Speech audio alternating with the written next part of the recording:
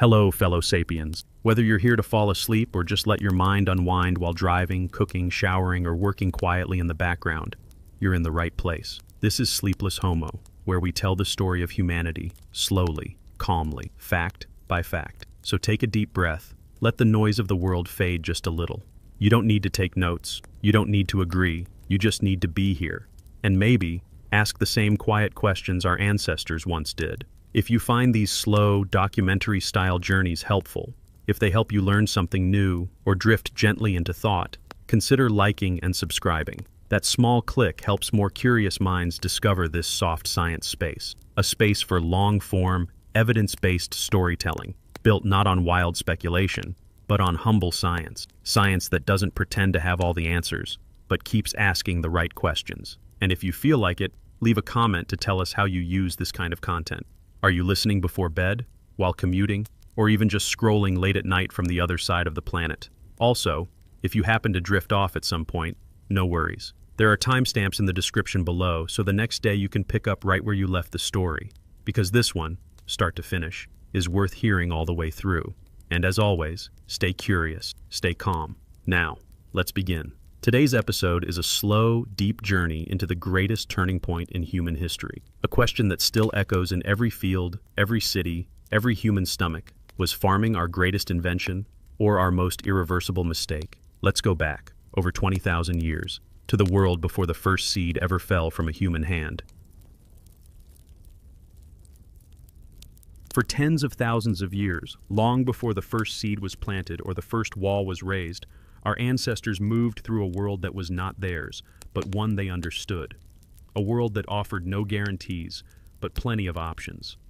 They crossed savannas, followed herds into river valleys, carved paths through thick forests, and waited out winters in caves lit by the crackle of fire. Every season was a conversation. Every meal, a question of timing, place, and knowledge. There were no farms, no fences, no towns, no property lines, and no word for wild, because there was no concept of being separate from the land in the first place. This was the baseline of human life. For most of our species' story, this was normal.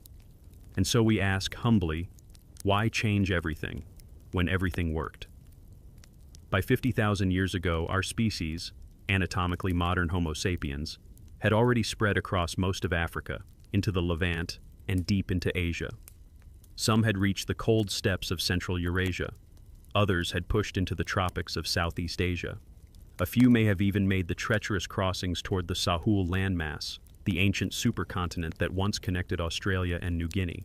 These were not small migrations. They were population waves that rewrote the human map, following prey, avoiding predators, and exploring coastlines with a confidence that still confounds archaeologists. But they weren't chasing conquest. They were chasing survival, with skills that had been honed for hundreds of thousands of years. This world was mobile, it was flexible, it demanded memory, intuition, teamwork, and deep, inherited knowledge. In this era before farming, food was not stored in barns or buried in silos. It was stored in the landscape itself, in the knowledge of ripening seasons, animal tracks, bird calls, fish tides, and migration routes. You didn't grow food, you located it. You didn't protect a plot of land, you protected relationships, between kin, between generations, and between groups who might compete or collaborate depending on the weather. We tend to imagine hunter-gatherers as roaming aimlessly, but in reality, their movements were precise and patterned. They had annual rounds, circuits of land they visited each year to harvest resources at just the right moment. Hazelnuts in the autumn, shellfish on low tides, herds crossing river plains in spring. This mobility was not random wandering. It was seasonal choreography, passed down through stories, landmarks, and the knowledge etched into memory. And they did not move alone.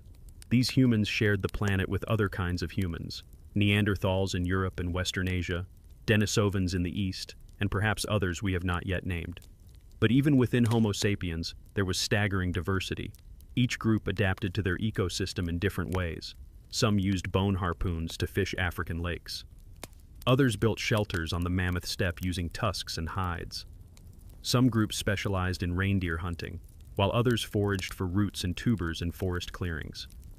Their diets were varied and often more nutritious than ours today. And this wasn't because they were healthier in some modern sense. It was because the ecology demanded it. A forager's diet was a daily puzzle with thousands of pieces. Animal protein might be abundant in some seasons and nearly absent in others. Plants could be toxic without preparation. Nuts had to be cracked and stored. Shellfish carried parasites. Mushrooms? A risk few would take without deep training. This meant that survival depended not on brute strength, but on cognition, on cooperation, on watching and remembering. Grandmothers were as valuable as hunters, and children were trained from infancy to observe, mimic, and memorize. A misplaced step, a misjudged plant, a forgotten migration path, any of these could mean the difference between feast and famine. But here is where the story becomes interesting. Despite the danger and unpredictability, hunter-gatherer societies were often marked by what anthropologists now call immediate return economies. That is, you worked for what you needed today. There was little long-term storage and little accumulation of goods. You shared because tomorrow you might be the one in need. It wasn't utopia, but it fostered social norms based on reciprocity. And that made inequality very difficult to sustain. There is no perfect society, of course. Violence happened, jealousy happened, territory was defended, and strangers were feared. But the structure of life, mobile, interdependent, flexible, did not reward hoarding or hierarchy in the way later societies would. Leadership was often situational and temporary. Prestige came from generosity, not accumulation. And when tensions flared, the ultimate tool for conflict resolution was simple: you walked away. In a world without fences, exile was always an option. This lifestyle, which may feel alien to us now, was the dominant human mode for over 95% of our existence, and there's no evidence they wanted to change it. On the contrary, the archaeological record shows that for thousands of years, even when new resources became available, like wild grains or semi-sedentary fishing spots, most groups continued to choose mobility over settlement. It wasn't that they didn't know how to settle, it was that they didn't have to. But time was slowly shifting the rules. Around 30,000 years ago, we begin to see signs of increasing resource intensification in some areas. Foragers were spending more time in fewer places. In places like the Levant, Japan, and parts of Africa, seasonal camps began to lengthen. Large shell middens and clustered hearths suggest some groups were returning to the same spots year after year, even staying put for whole seasons. But these were still hunter-gatherers, just ones experimenting with stability. The choice to settle when it came was not because someone invented farming, it was because the landscape was changing, and their response to those changes would, eventually, change the course of history. Yet this moment had not yet come. In the period between 50,000 and 20,000 years ago, humans were still walking, still hunting, still gathering, still following the rhythm of the land rather than trying to rewrite it. They shaped the world with fire, with trails, with memory. But they did not try to dominate it, not yet. From southern Africa to the snowy valleys of Europe, from the Siberian steppe to the Indian coastline, Homo sapiens lived in small bands, rarely more than a few dozen people. Children were raised by the group. Tools were made from stone, bone, sinew, and sometimes ivory. Music and art already existed. Flutes made from bird bones, ochre-painted cave walls, carved figurines held in hands we'll never know. They lived in a world with no written records but no shortage of stories. They sang. They remembered. They adapted. They had no word for prehistory. They were living it. And now comes the question. If this life, mobile, diverse, richly embedded in place, was so functional, so deeply human, then what pushed us to give it up? Why did some of us stop moving, start planting, and begin the long, irreversible process that led to cities, kings, borders, and us? The answer is not simple. There was no switch flipped, no single moment of awakening. It began quietly, in small shifts, in rivers running lower, in herds moving elsewhere, in new plants growing where they hadn't before. Climate did not cause farming, but it bent the rules of what was sustainable, and humans, being humans, adapted again, but this time in a direction they could never walk back from. And that is where we go next, because the world was about to warm, the ice would retreat, and a small group of humans in the hills of the eastern Mediterranean would begin to stay, just a little longer, in one place. But for now, we hold the image. A world before agriculture, a species still wild but not lost, a rhythm of life that worked for tens of thousands of years, and a question that still haunts us. Were we better off before we began to settle?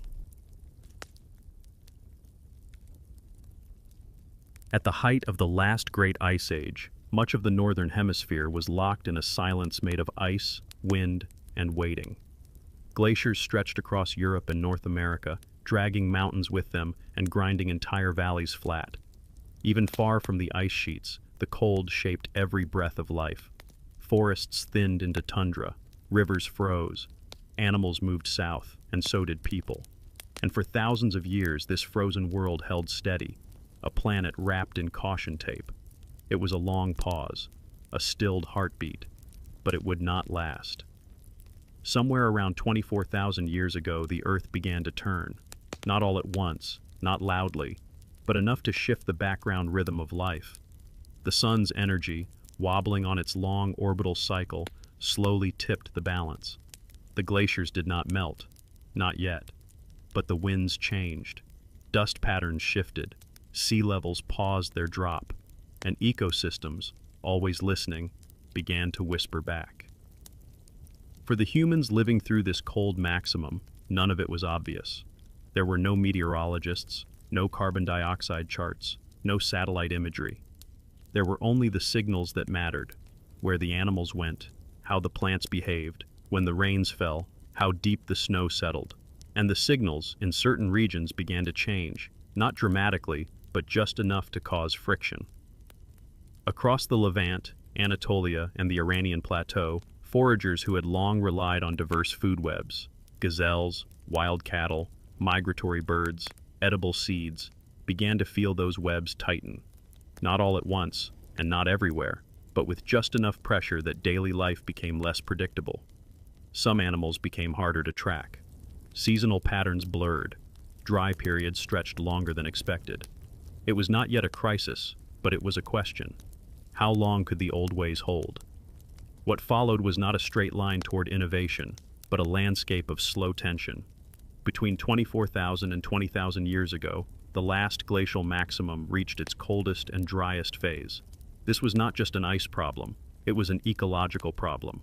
Cold temperatures compressed habitats, fragmented ecosystems, and triggered what scientists call trophic collapse, a breakdown in the food chain, starting at the top. As megafauna declined or migrated, the predators and scavengers that depended on them either followed or vanished. And humans, somewhere in the middle of these chains, had to adapt. Some moved. Others diversified their diets. A few clung to shrinking refuges where the land still offered enough to make it work.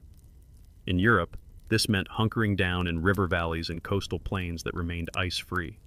In the Levant, this meant squeezing into narrow ecological niches, patches of forest, riparian zones, steppe corridors, wherever something still grew. In places like Anatolia, the compression was particularly intense.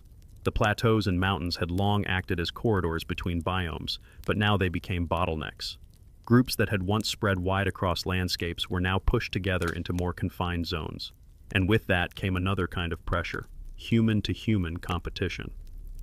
We should be clear, this was not the end of abundance, but it was the end of casual certainty.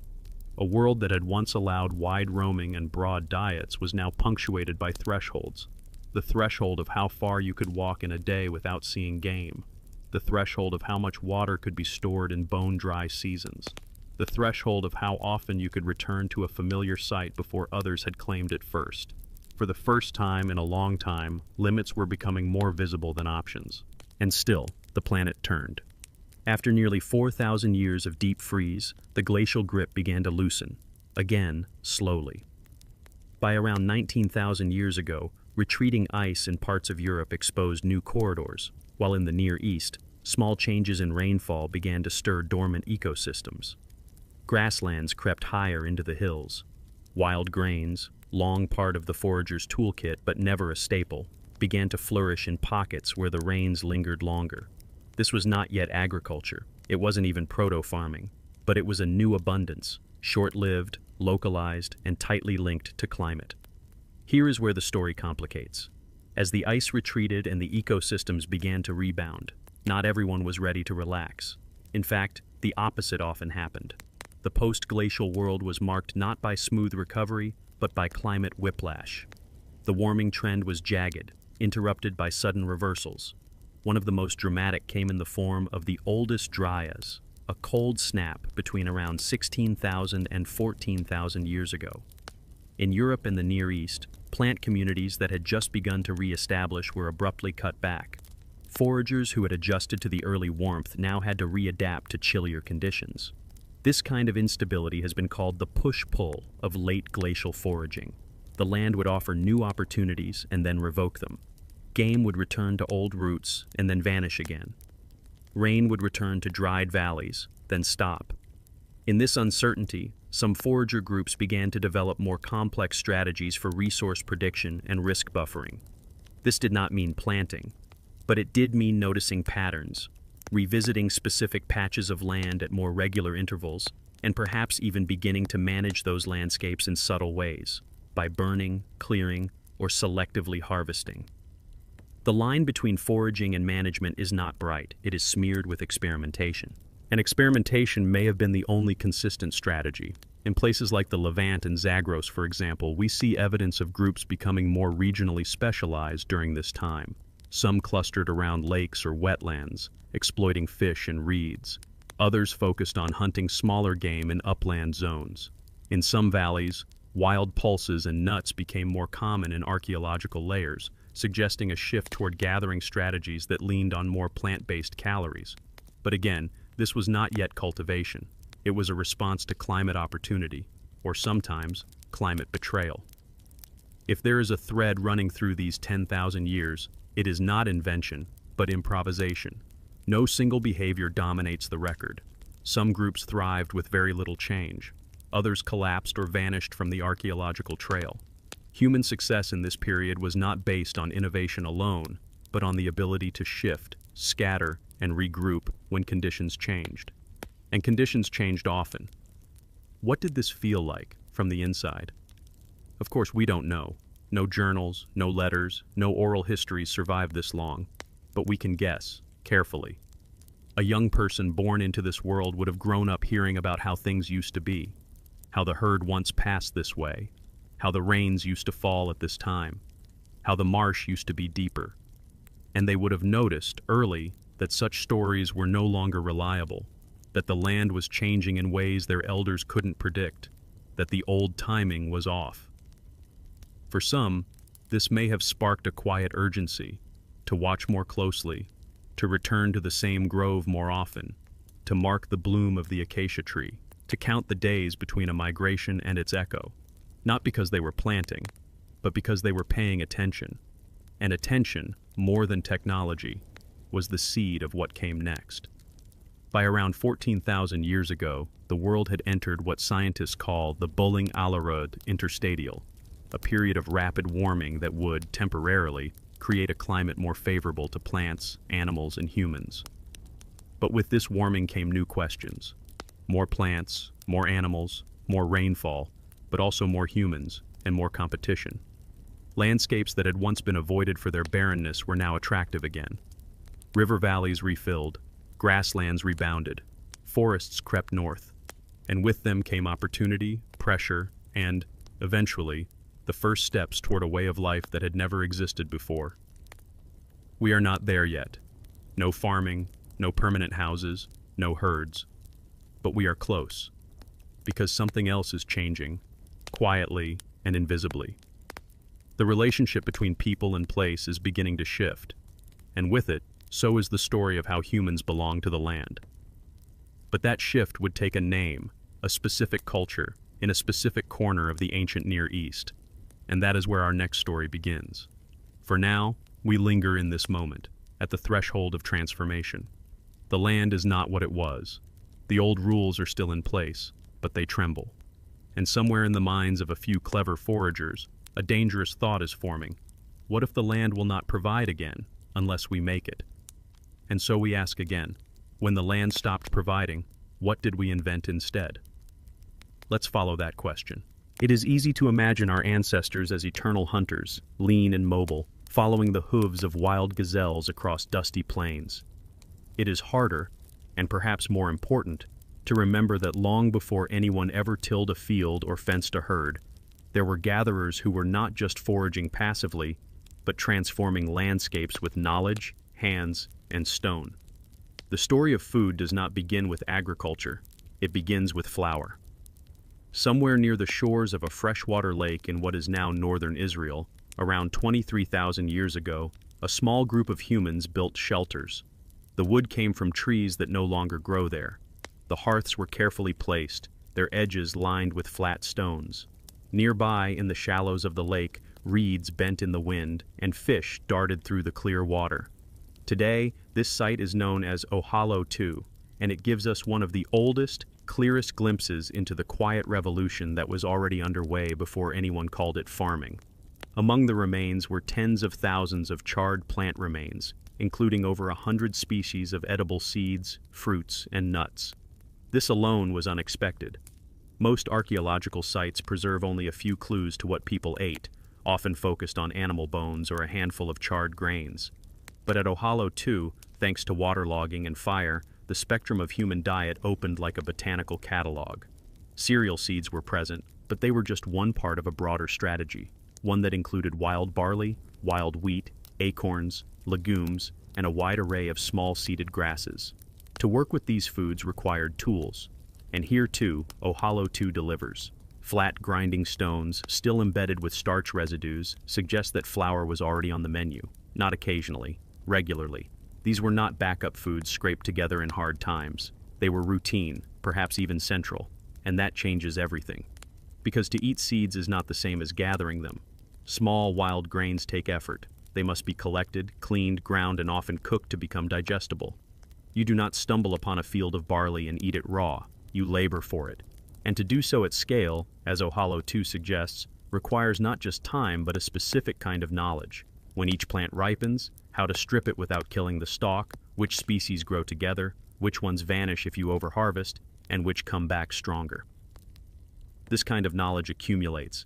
It passes through generations like fire through dry grass, and over time it allows people to become what archaeologists now call intensifiers.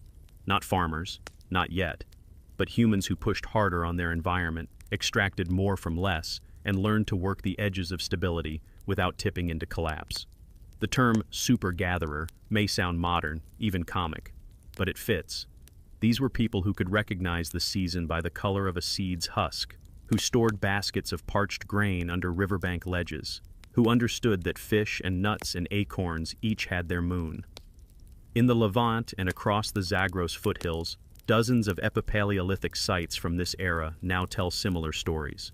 They are less complete than Ohalo 2, but the pattern is clear. Grinding stones appear in greater numbers. Storage pits begin to show up. Some sites reveal heavy investment in nut processing, including burnt shells and cracked stones designed to split hard casings. Others show localized specializations, fish traps, snail middens, or intensive berry collection. Each one a thread in the larger story of pre-agricultural ingenuity. And here is the quiet irony. These intensifiers were likely more flexible than their descendants would be. They used more species, not fewer. They ranged farther, not less. Their diets were not built around a single grain or a single strategy, but around options. Wild plants in the spring, fish in the dry season, meat when it could be found, nuts when they were ripe. It was a world of rhythms, not rules. This flexibility also left a light footprint.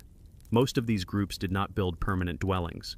They returned to familiar places, perhaps annually or seasonally, but they rarely stayed long enough to deplete them fully.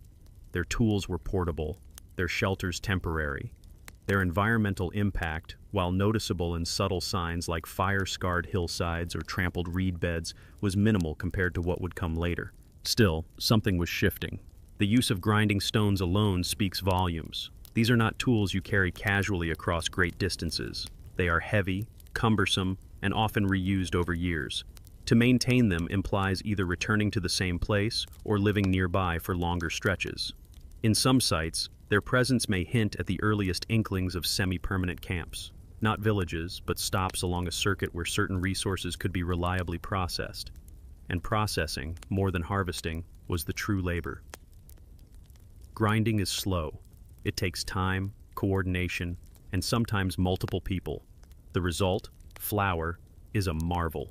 Storable, cookable, combinable with water, fire, and other ingredients. Once humans mastered this process, even at a small scale, they changed the equation.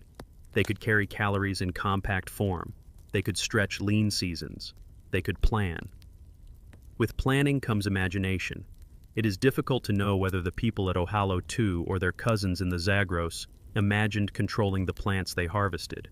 There is no evidence that they did, but there is something equally important. They knew how to return. They knew where the best patches were. They may have cleared away competing vegetation.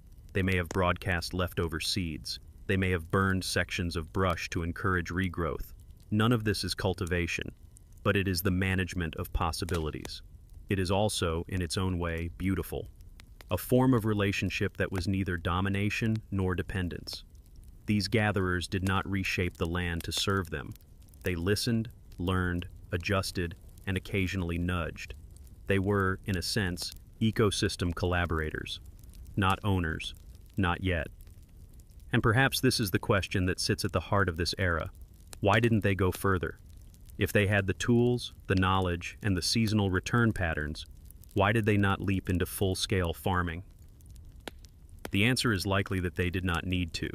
Intensification filled the gap between scarcity and security. The variety of plant species meant resilience. If one failed, another often did better. The mobility of their camps meant they could follow opportunity. And the absence of population pressure meant there was no urgency to extract more than what the landscape could recover from. In many ways, this system may have been more sustainable than what followed. It required more ecological literacy, not less. It allowed for a higher degree of dietary diversity, and it fostered a kind of human-animal-plant relationship that was dynamic, responsive, and, above all, humble. The story of these super-gatherers is not a prelude. It is a peak in its own right, a culmination of hundreds of thousands of years of evolutionary knowledge expressed not in monuments or armies, but in baskets of seeds, stone tools with calluses worn in the same spot, footprints leading to and from a hearth that held more than warmth. And yet, time moves. Landscapes change. People notice patterns. And somewhere, over these thousands of years, a new idea quietly stirred. What if, instead of returning to the wild grain patch, we encouraged it to grow here, near the hearth? What if, instead of walking to the nut grove, we tended a few saplings nearby? What if, instead of remembering when each species was in season, we altered the season to suit ourselves? What if flower came first, and the field only followed? That thought, still only a flicker in the minds of these master-gatherers, would someday bloom into everything we call agriculture. But in this moment, between 23,000 and 16,000 years ago, the world belonged to those who knew how to listen, those who could turn a landscape into a menu, those who ground the seeds of the future without yet knowing what they were planting. And so we ask, when did harvesting become owning, and what do we lose when every meal starts in a single field? Why build a house if you're not staying to farm? In most of the world's story, houses and harvests arrive together. The plow cuts the land, and soon after, walls rise around hearths. It seems obvious to us, the way farming and permanence fit together. But in the southern Levant, during a narrow window of time between 15,000 and 13,000 years ago, a very different kind of human settlement appeared. These were not farmers. And yet they built homes, buried their dead in clusters, returned again and again to the same slopes and springs, and intensified their hold on the local landscape without ever sowing a field. Their name, given to them by modern archaeologists, is the Natufians, but their logic, still strange, still unsolved, still worthy of wonder. The first puzzle is their choice to stay. All across the Levant, particularly in the hills stretching from today's northern Israel into parts of western Jordan and Syria, sites appear with unexpected density and complexity. The houses are not made of mud brick. That comes later. But they are real structures, sunk partially into the earth, lined with stone foundations, and often reused across generations. Some had paved floors, others clustered together in groups, suggesting communal decisions about layout and space. The word village might be too strong. But the impression is clear. This was not a stop on the way. This was home, at least for a season, and sometimes for longer.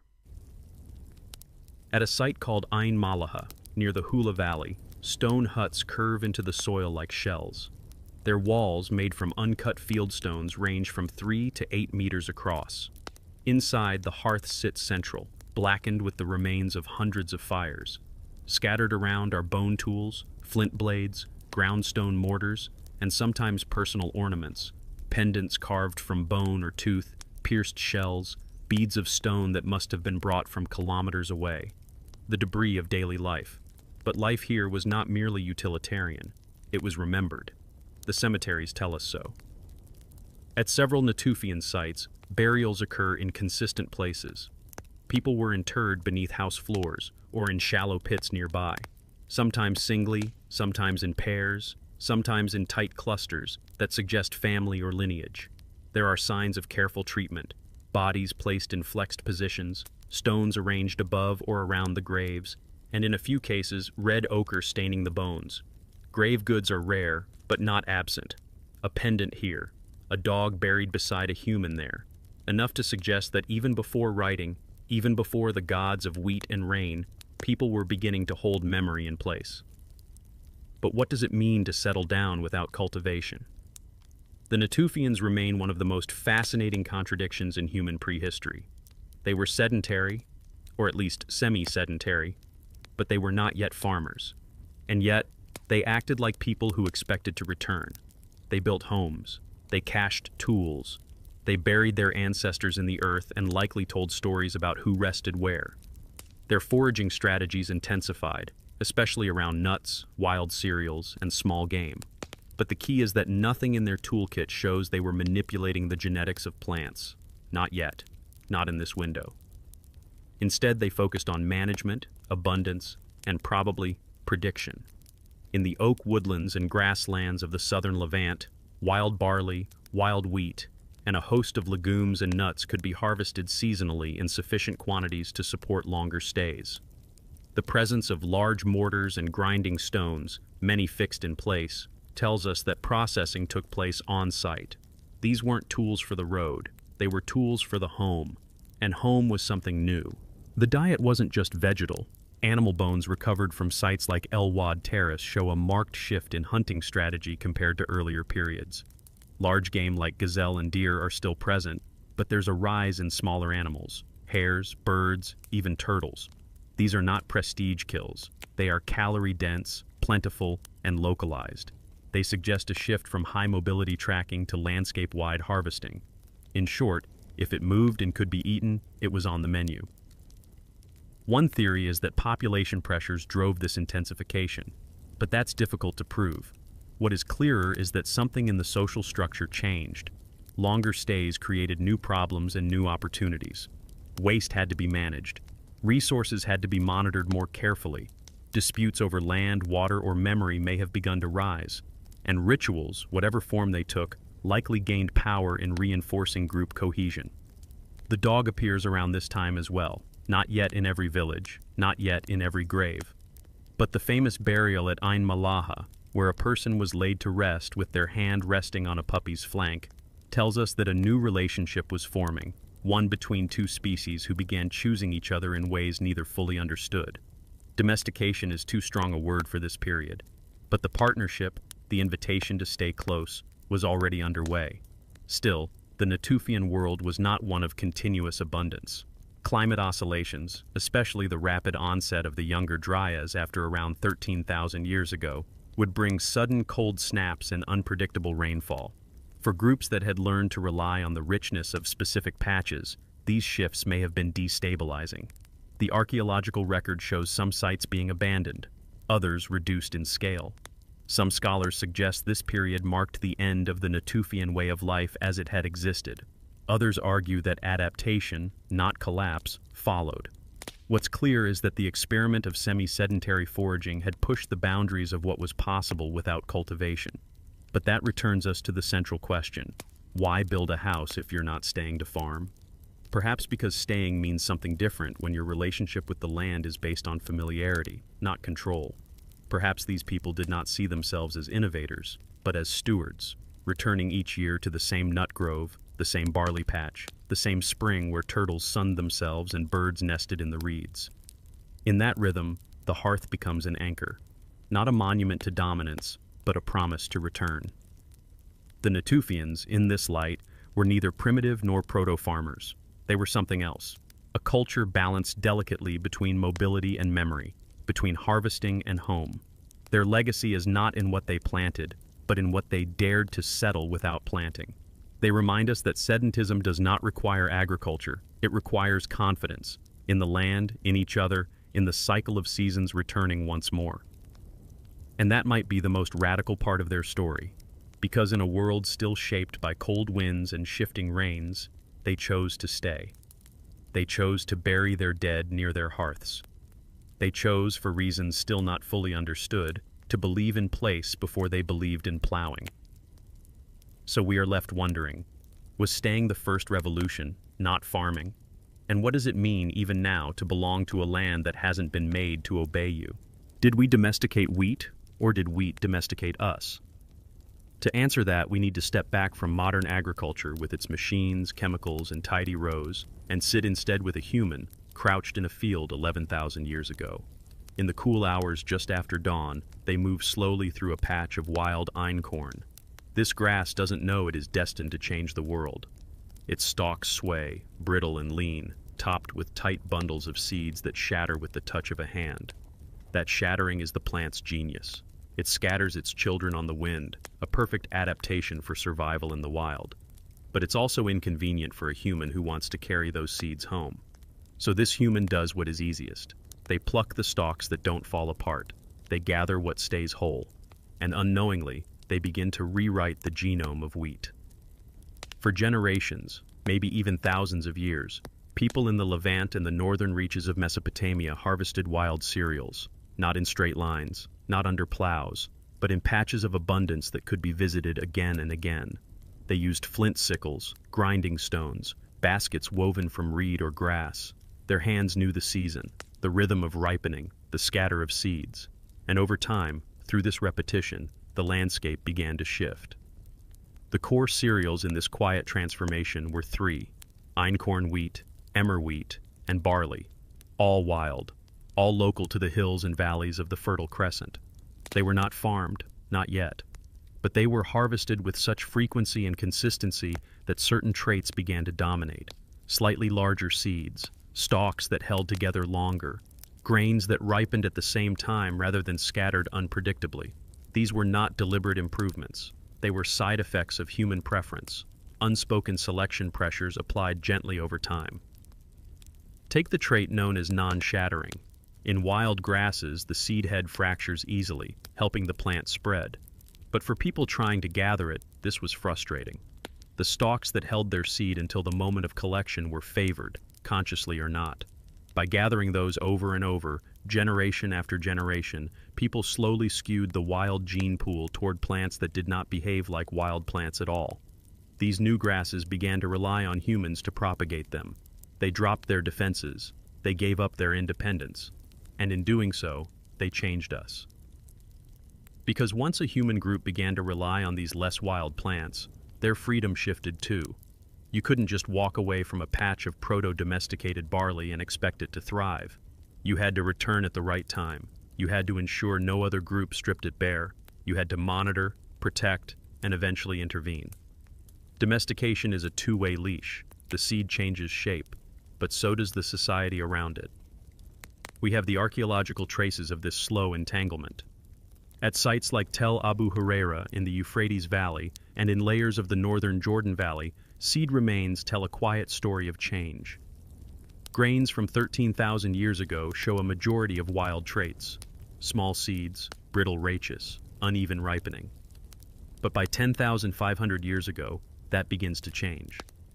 A measurable percentage of seeds show larger size and tougher husks, signs of incipient domestication.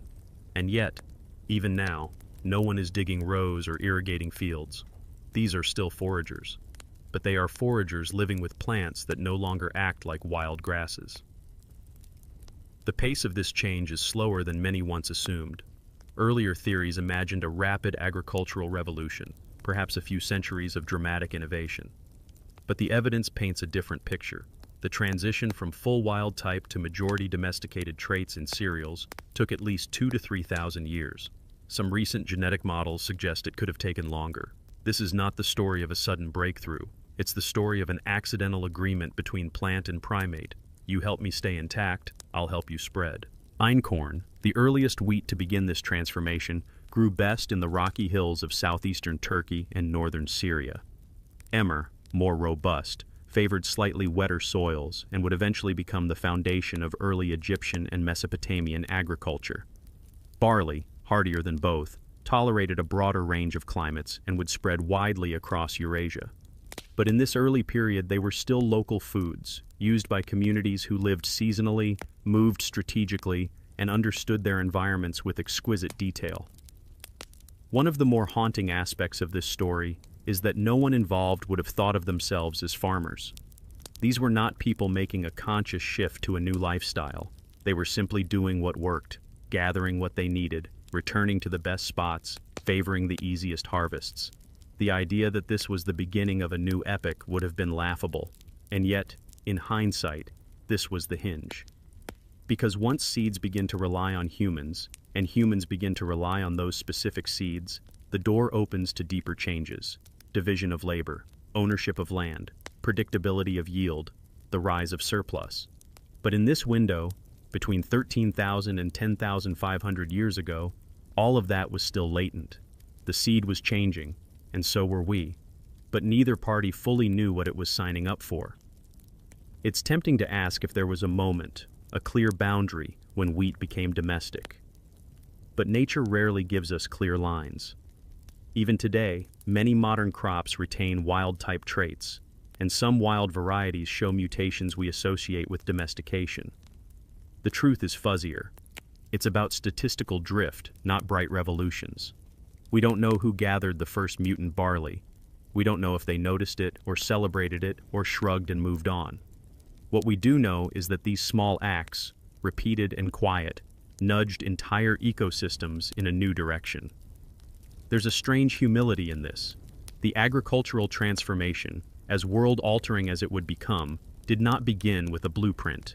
It began with a convenience, and that convenience bound us to grasses that grew taller, clung tighter, and surrendered to the hand. We didn't invent farming in a flash of genius. We slipped into it, one handful at a time. And maybe that's why the question remains so open-ended. Did we domesticate wheat, or did wheat domesticate us? The deeper we look, the harder it is to separate the actor from the acted upon. The seed changes, but so does the society. The grain thickens, and so do the ties to place. We begin to settle, not because we choose to, but because the food that feeds us asks it of us.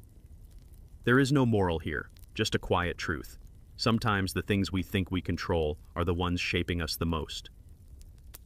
What happens when the weather stops changing? For most of the time that humans have been human, the climate has been moody, restless, and erratic. A slow freeze one century, a sudden melt the next. Storms that wiped out entire coastlines, droughts that emptied lakes, glaciers that surged down into green valleys. The late Pleistocene was a time of massive instability, and our species learned to ride those waves. Mobility was survival, adaptation was the rule, and the world never sat still long enough to let us settle down, until it did. Around 11,600 years ago, something shifted. The world calmed. The transition was not announced with thunder, but it was monumental. This moment marks the beginning of what we now call the Holocene, the most stable climatic period in the last several million years. After tens of thousands of years of wild fluctuations, temperatures evened out. Glacial pulses gave way to long, warm intervals. Rainfall patterns stabilized. The atmosphere's carbon levels rose gradually and then plateaued. It was, in a word, boring, and that boringness changed everything. The effects were not immediate. Human societies did not wake up one morning, check the dew point, and decide to plant villages. But over time, this newfound stability began to shape possibility. For the first time in remembered generations, the rhythm of the seasons became predictable. Floods came when expected. Frosts retreated further up the hills. The chaotic oscillations of the Pleistocene gave way to the gentle undulations of the Holocene, and the ecological consequences were enormous. In the Fertile Crescent, where the jagged mountains of the Zagros meet the soft river plains of Mesopotamia, this shift was especially powerful.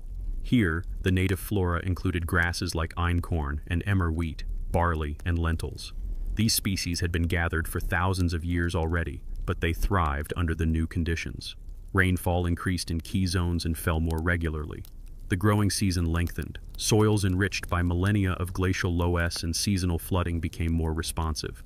Suddenly, seeds that were dropped either intentionally or accidentally had a much higher chance of germinating and surviving.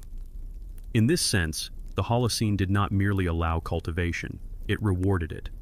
The risks associated with returning to the same patch of land year after year diminished. The rewards of tending or minimally managing plant stands increased. Slowly, imperceptibly, human behavior adjusted to match this new climate regime. Not because someone invented farming in a laboratory of ideas, but because the weather kept its promises. Globally, the pattern repeated itself with local variation. In parts of sub-Saharan Africa, rainfall bands shifted northward, greening regions that had been arid. In the highlands of Papua and New Guinea, root crops like taro began to thrive in new ecological niches. In China, the lower Yangtze warmed into a region suitable for wet rice. These transformations were not simultaneous or coordinated, but they share a common cause. The Holocene stabilized the rules of the ecological game. For the first time, local knowledge became reliably transferable across generations. There is a term for this kind of climate stability: interglacial equilibrium. It's a temporary lull in the longer pulse of Earth's ice age cycles. We are, technically, still inside that lull. And it's hard to overstate how foundational this window has been for everything that came after. Every ancient civilization, every city, every scientific breakthrough, every modern state, they all emerged during this quiet window of relative planetary calm. It is the backdrop against which the entire human experiment unfolded. But back in the early days of the Holocene, none of that existed yet. There were only small bands of people, with memories of harsher winters and emptier landscapes, beginning to notice that their surroundings no longer changed the way they used to. Rivers flowed longer into the dry season. Certain groves of wild trees now fruited reliably. The grass patches returned each spring with more uniformity. And where a mother had harvested barley one year, her daughter might do the same the next, and so might her granddaughter. These were not yet fields, but they were becoming places. The psychological implications of this change are difficult to measure, but important to imagine. In a world where nature was once erratic and often hostile, humans had lived with a sense of permanent readiness to move. Now, that need began to fade.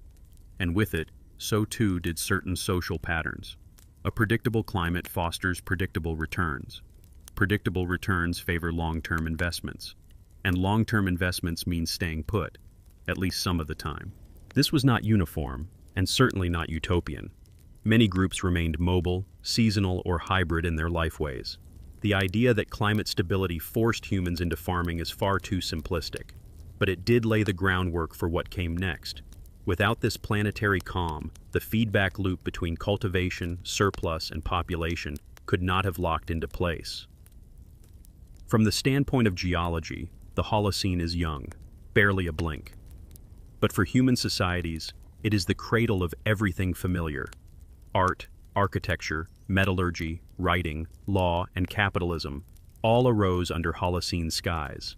And all of them, in some small way, owe their possibility to that quiet shift around 11,600 years ago. Of course, climate is never entirely still. Even the Holocene has its wobbles. The Younger Dryas, just before this period, had been a final cold snap that jolted ecosystems into chaos one last time. But now, the cold retreated for good. Glaciers melted back into alpine basins. Sea levels rose, slowly, yes, but unstoppably. Vegetation belts shifted northward. Lakes formed, sometimes over centuries, sometimes in sudden pulses. Forests reclaimed tundra, and the animals followed. For humans, this meant new calculations. Reindeer and wild aurochs migrated to different ranges. Small game became more plentiful in some areas, less in others. Fish runs stabilized. Wetland ecologies expanded. What had once been risky to rely on became dependable, and dependability in turn bred new patterns of trust, not just in the land, but in each other. You could plan a harvest or a return trip or a gathering. You could stockpile. You could even eventually build. But building requires more than just materials. It requires belief. Belief that tomorrow will be similar to today, that your efforts will not be swept away by a storm or starved out by a drought. The Holocene, by accident or grace, gave that belief a foundation. For the first time, humans could count on the sky, and that trust rewired everything. Still, there is a deeper question humming beneath this story. If climate stability encouraged us to stay, to plant, to harvest, to build, what happens when that stability ends? Because the Holocene, for all its calm, is not permanent. The Earth's orbit shifts, the tilt of its axis wobbles, and now, through our own doing, the carbon we have added may pull us out of this gentle phase. If agriculture was born in a rare moment of planetary stillness, what does its future look like in a world returning to chaos? But that's a question for later. For now, we return to those early Holocene hills and valleys, to the places where rain returned and lingered, to the hands that began to notice the seasons settling into place. They could not have known they were standing at the edge of something vast. All they knew was that the sky had softened, the grasses were stronger, and for once, the land was predictable. And so, they stayed. What if agriculture wasn't a choice but a slow trap? It's tempting to imagine a eureka moment. A bright-eyed forager squats beside a barley patch and declares, "Let's plant this one." The tribe cheers. Civilization begins. But science rarely rewards those kinds of stories. Instead, what we see in the evidence left behind is a far more tangled thing. A slow dance between people and plants. Centuries of tinkering, reversals, failures, experiments without names. In the highlands of the Zagros and the volcanic basins of central Anatolia, farming did not begin as a revolution. It began as an indecision. And in many places, it stayed that way for a very long time. By around 10,500 years ago, small communities across the Near East had already begun using plants and animals in complex ways. They gathered wild cereals and pulses in regular patterns. They hunted ibex, wild sheep, and pigs seasonally. But crucially, most groups did not rely entirely on any single strategy. Instead, the archaeological record shows a patchwork.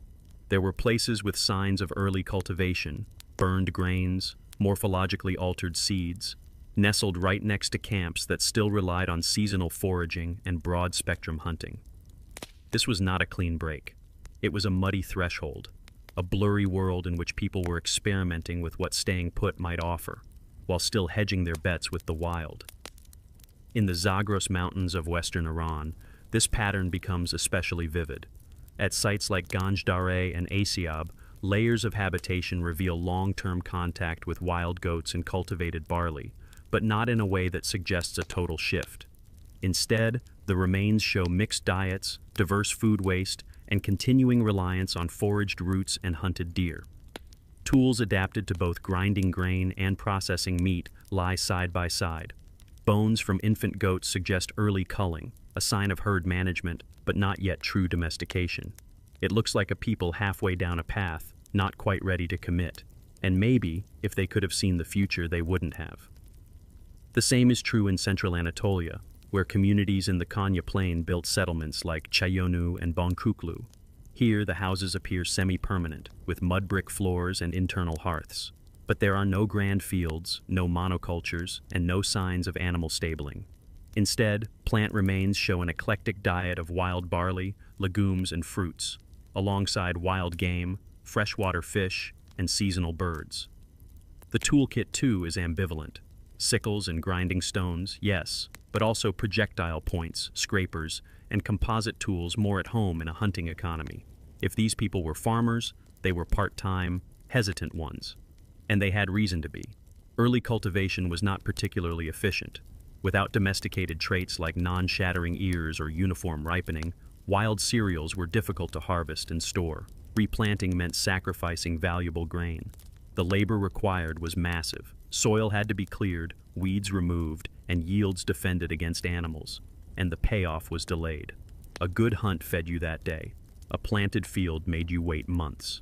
In lean years, it might fail altogether.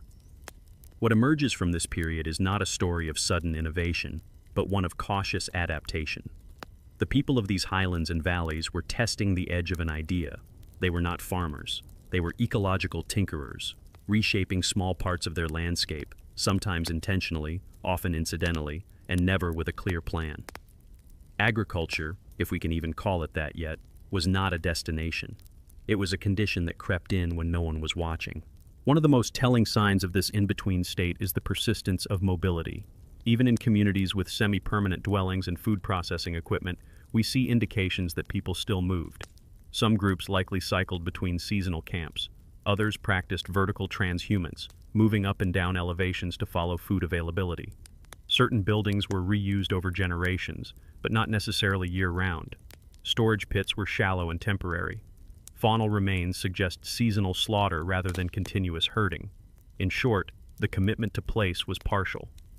And this raises a difficult question. If farming really was such a breakthrough, why didn't it spread faster?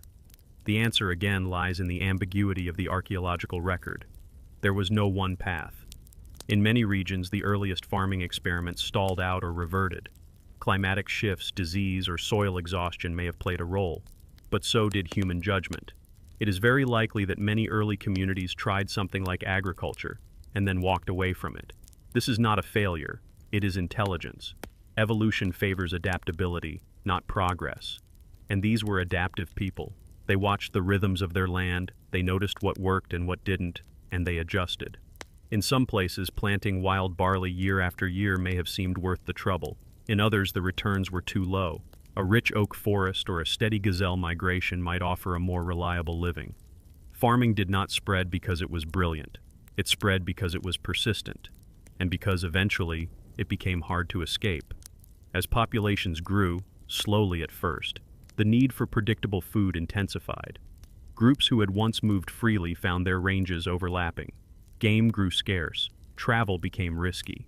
The logic of cultivation, once just one option among many, began to look more attractive, or at least more necessary. And yet even then, the transition was not clean. The world of 10,000 years ago was full of hybrids. People who grew some food, hunted for the rest, moved occasionally, and experimented constantly. If there is a single image to hold on to here, it is not a plowed field, it is a footpath between two worlds. And perhaps this is why the myth of the agricultural revolution has been so persistent, because revolutions are tidy. They come with beginnings, heroes, and measurable change.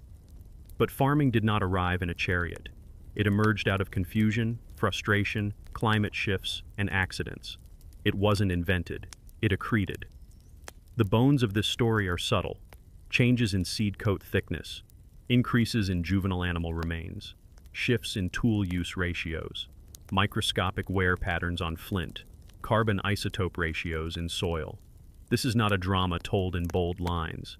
It is a murmur at the edges of habit, a slow recalibration of life in places where the weather had finally, mercifully, become predictable, but never generous. And maybe that's the haunting part. Agriculture was not born out of abundance. It was born out of limits. It was a survival strategy that calcified into a way of life. And once it took root deeply enough, it began to shape human bodies, societies, and eventually the entire biosphere. But in these early days, in the shadow of the Zagros, and across the dusty plains of Anatolia, people still had a choice. Many made it, many didn't. Today, when we speak of farming, we often do so as if it were destiny, a triumph. But what if it wasn't? What if it was the slow closing of a door, a narrowing of options that once felt like freedom? This period, 10,000 to 9,000 years before today, holds that tension. A time when people still remembered the wild and still walked it, even as they began, ever so cautiously, to shape the tame. The trap wasn't sprung yet, but the bait was out, and it looked, from a distance, like a promise. When did we stop chasing animals? and start owning them. There was no ceremony, no treaty signed between species, no single moment when a hunter laid down their spear and called a goat a friend. Instead, what we find in the archaeological record is quieter and messier, a slow redefinition of the relationship between humans and animals, one that began not in fields or pens, but in middens, latrines, ash piles, and broken habits. The story of animal domestication, at least in its earliest chapters, is not about control. It is about proximity, and about which creatures could tolerate us long enough to become something else. Between 10,000 and 8,500 years ago, in the highlands of the Zagros and the foothills of eastern Anatolia, the first clear signs of sustained human-animal entanglement begin to appear. The species that stars in this strange transition is Capra agagris, the wild bezoar goat. Agile, wary, and well-adapted to rugged cliffs, it was not an obvious candidate for domestication, but it was abundant, and more importantly, it was social. Herd-bound, hierarchical, and capable of following a leader. Traits that, in the right conditions, could be nudged. The conditions, it turns out, were garbage. At sites like Çatalhöyük, an early settlement near the Melendez River in central Anatolia, archaeologists have uncovered layers of compacted trash that stretch back more than 10,000 years. Charred bone fragments, ash, broken tools, coprolites, and food waste form thick deposits just beyond the edges of domestic structures. In these piles, warm, smelly, and constantly restocked, wild animals began to gather. Dogs, yes, but also rodents, birds, and ungulates like goats, whose presence may have started opportunistically but ended in something far more permanent. The garbage heaps were magnets. They offered food, warmth, and a low-effort survival strategy for bold or desperate animals. Over time, those who lingered longer, who tolerated human noise, who didn't bolt at the scent of fire or sweat, they stayed. And generation by generation, the selective filter of proximity began to operate, not through deliberate breeding at first, but through exposure. Animals that could thrive near us began to cluster around us, and those animals changed. At Ganj Dareh in western Iran, researchers found goat bones displaying the first evidence of selective culling. Instead of equal age distributions seen in hunting contexts, the remains skew toward young males. Adult females were kept longer. This is a pattern associated with herd management, retaining milk-bearing does and removing surplus males. It reflects a shift in perspective, from prey to product. And yet the goats themselves were still wild, genetically and morphologically. What was changing wasn't their biology, but our behavior. It's a process sometimes called proto-domestication, a gray zone in which animals are not quite tame but no longer entirely wild.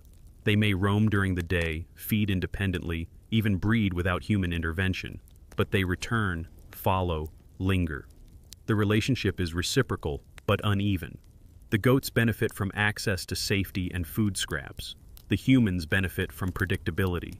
And slowly, as generations pass, this uneasy alliance begins to solidify. There is no single trigger. Instead, the shift appears to be cumulative. People began to corral goats near their homes, possibly using fences or natural barriers. They may have intervened in breeding, selecting calmer individuals, separating aggressive ones, timing births to coincide with seasonal food cycles. Bone growth patterns from this period suggest that goats under human management were smaller, possibly undernourished in winter, but shielded from predators. Their horns began to curve differently. Their social structures shifted to accommodate human oversight. At Çatalhöyük, a detailed analysis of dung layers reveals goat droppings accumulating in specific spaces, suggesting penned animals. These are among the earliest examples of permanent animal housing, and yet no monumental architecture surrounds them. No inscriptions mark the moment. The pens were humble, the fires were smoky, and the animals likely still remembered what it meant to bolt. This was domestication without drama. One of the more revealing patterns comes from looking at the broader community. People did not immediately stop hunting. Alongside goat bones, archaeologists find remains of deer, wild boar, and gazelle. The transition was not total, it was layered. Goats may have provided milk, occasional meat, and eventually hides, but wild game still mattered. This was not yet an economy based on ownership. It was a flexible portfolio of food strategies. A bit of herding, a bit of gathering, a bit of old-fashioned chasing. And yet the implications were profound.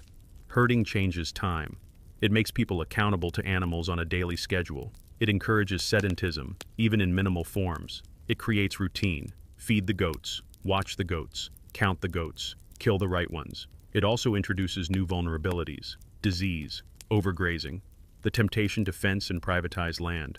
Herding was not a return to Eden. It was a recalibration of survival, one that carried new risks even as it promised new returns. One theory suggests that domesticated goats may have emerged not from direct intentionality, but from a feedback loop. Human trash supports goat presence. Human tolerance allows goat proximity.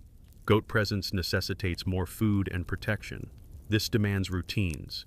Routines create familiarity, and eventually familiarity creates dependency, on both sides. Over time, what had once been prey becomes property, not because it was planned, but because it was easy. There is a strange irony here.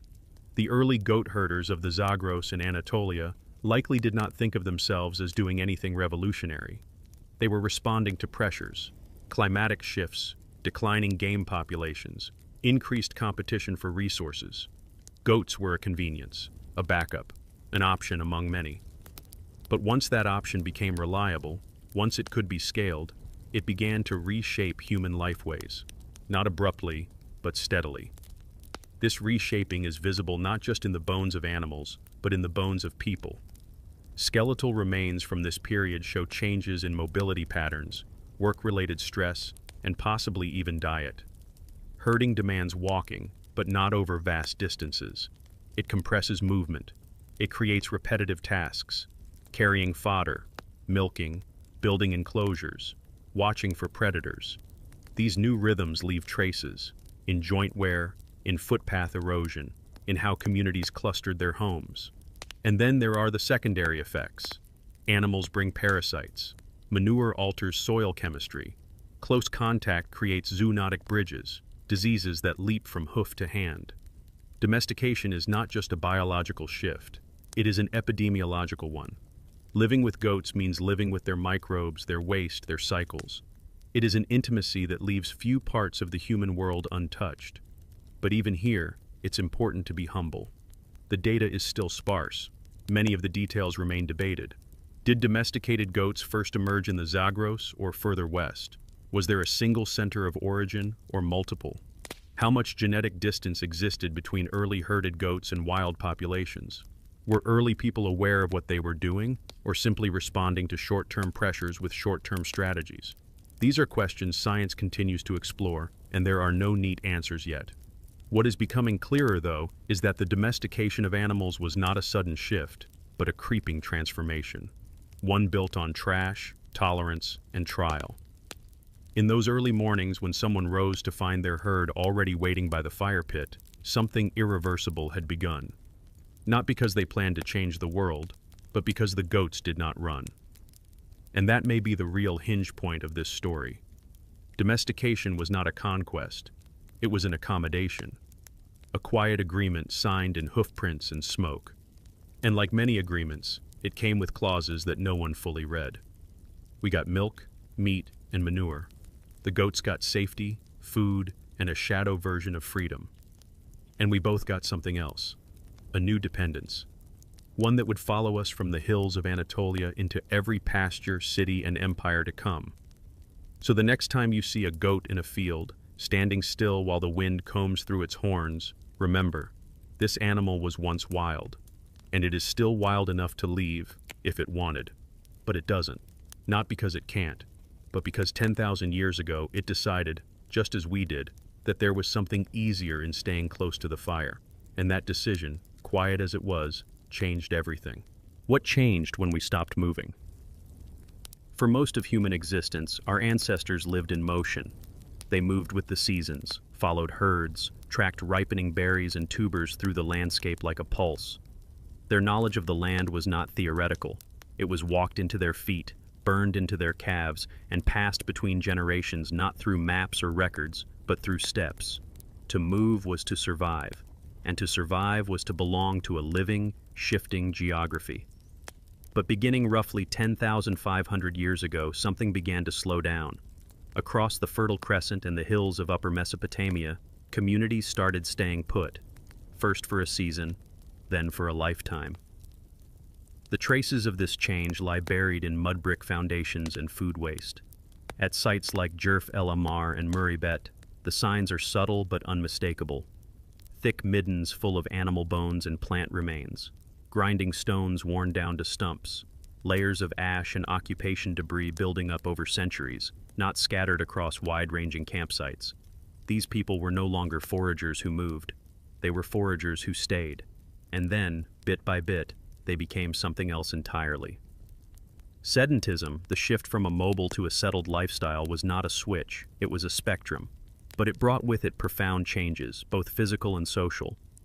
First came food storage. In earlier times, food was eaten soon after it was gathered or hunted. There was no reason to carry excess weight. But in permanent dwellings, storage became both possible and necessary. People dug pits into floors, built raised bins, and crafted sealed vessels from stone and clay. Barley, lentils, and nuts could be stored through the winter. Dried meat and fish became strategic reserves. This altered not just how people ate, but how they thought. The future, once abstract, became tangible. You could prepare for it, you could stockpile it, and for the first time you could hoard. Architecture followed suit. As dwellings became more durable, their form changed. Round huts gave way to rectangular rooms. Walls thickened, roofs flattened. Some houses included internal compartments for storage, hearths, and even designated sleeping areas. These were not temporary shelters. They were homes, and homes anchor people in ways that are hard to quantify. You do not build a stone threshold unless you plan to step over it again. You do not patch a roof unless you expect rain tomorrow. Dwellings changed time. They made it heavier. With permanence came consequence. Human bodies began to bear the signs of new labor. Sedentary life did not mean idleness. Quite the opposite. Farming settlements show high levels of repetitive strain, knees worn from grinding, spines curved from lifting, hands warped by tools. Children grew up in dustier, more crowded environments, often with higher disease loads. Bones from these communities sometimes show signs of anemia, stunted growth, and other stress indicators. The world was no longer a horizon. It was a walled compound, and for all its stability, it came with a cost. But perhaps the most profound shift was demographic. Among mobile foragers, birth spacing was naturally regulated by lifestyle. Mothers nursed longer, carried infants over great distances, and needed years between pregnancies to maintain health. Sedentism broke this rhythm. With access to storable food and reduced movement, women could give birth more frequently. This led to higher fertility rates, faster population growth, and denser settlements. It also created new burdens. More children meant more caretaking, more mouths to feed, and more pressure on resources. Childhood itself changed. In mobile groups, children are socialized into a broad environment. They walk, climb, forage, and observe adults across a wide range of settings. In early sedentary settlements, childhood became more spatially confined. Play happened indoors or in narrow courtyards. Tasks were more repetitive. Roles became more fixed. The rhythms of life narrowed, like a song with fewer notes. And with the walls came boundaries, not just physical, but social. Where you lived began to define who you were. Kin groups settled near each other. Some areas of a settlement were used more than others. Garbage zones, storage zones, sleeping zones. This spatial order hints at emerging hierarchies, not full-blown inequality, but early prototypes, preferences, privileges, corners of permanence. What is striking about this period is how incremental the shift was. No single site tells the full story. Instead, across the Fertile Crescent, we see dozens of small communities experimenting with new ways of living. Some fail and vanish, others persist for centuries. There are no grand monuments here, no temples or kings, just people staying put, and in doing so, unknowingly reshaping the trajectory of human history. Because sedentism is not just a lifestyle, it is a feedback loop. The longer you stay, the more you build. The more you build, the harder it is to leave. And the harder it is to leave, the more you depend on what you have built. This loop tightens with every generation. By the time the first full-scale farming villages appear, the mobile world has already become a memory. Not erased, just less accessible. Even language may have shifted. Words for ownership, for inside and outside, for stay and go, they gain weight in a sedentary world. Memory becomes rooted in place, not path. Identity becomes tied to soil, not sky. The very idea of home changes, from a verb to a noun. And yet for all this, the transition was not universal. Many groups remained mobile. Some returned to movement after experimenting with settlement. Others blended strategies, farming part of the year and ranging part of the year. The story is not one of linear progress, but of increasing entanglement. Sedentism did not replace the past, it layered over it. So what changed when we stopped moving? Nearly everything. How we ate, how we worked, how we raised children, how we aged, how we dreamed. But perhaps the deeper change was in scale. Movement keeps the world large, settlement makes it small. And in that smallness, that courtyard, that hearth, that wall, humanity found something both comforting and confining. We built homes to shelter ourselves, and in doing so, we built a world we could not easily walk away from. Why did farming come with so many more graves? It is not a rhetorical question, and it is not a question with a single answer either. But it is one of the most consistent patterns found in the archaeological record of early agricultural societies. When people stopped wandering, when they began planting instead of gathering, and when they built permanent homes instead of temporary campsites, something else started appearing in greater numbers too: children, graves, and signs of biological stress. It is one of the quiet truths about the so-called Neolithic revolution. The transition to farming was not just about food, it was about bodies. Bodies carried to term more often, born more frequently, buried more densely, and in many cases, surviving less well than before. We begin in what is now southeastern Anatolia and the Jordan Valley, between 9,500 and 8,500 years before the present. These were not the first places to experiment with agriculture, but they were among the first where the new way of life really took hold. Permanent villages, cultivated plots, domesticated animals. These societies were no longer testing the waters of farming, they were swimming in it, and the effect on population was immense. This period marks what anthropologists call the first demographic transition. In foraging societies, birth intervals are often long. Children are spaced out by necessity. Mobility demands it, energy constraints reinforce it, and prolonged breastfeeding naturally suppresses fertility. But with the advent of sedentary life and reliable food storage, those constraints began to lift. Mothers could wean earlier. They could afford, in theory, to raise more than one child at a time. Fertility rates increased. The number of births per woman rose sharply, and the size of settlements began to swell. At sites like Shayonu and Jericho, archaeologists have noted both architectural continuity and population intensification. The density of buildings increases. So does the density of burials.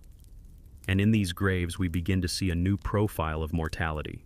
More infants, more young children, and more skeletal signs of chronic stress.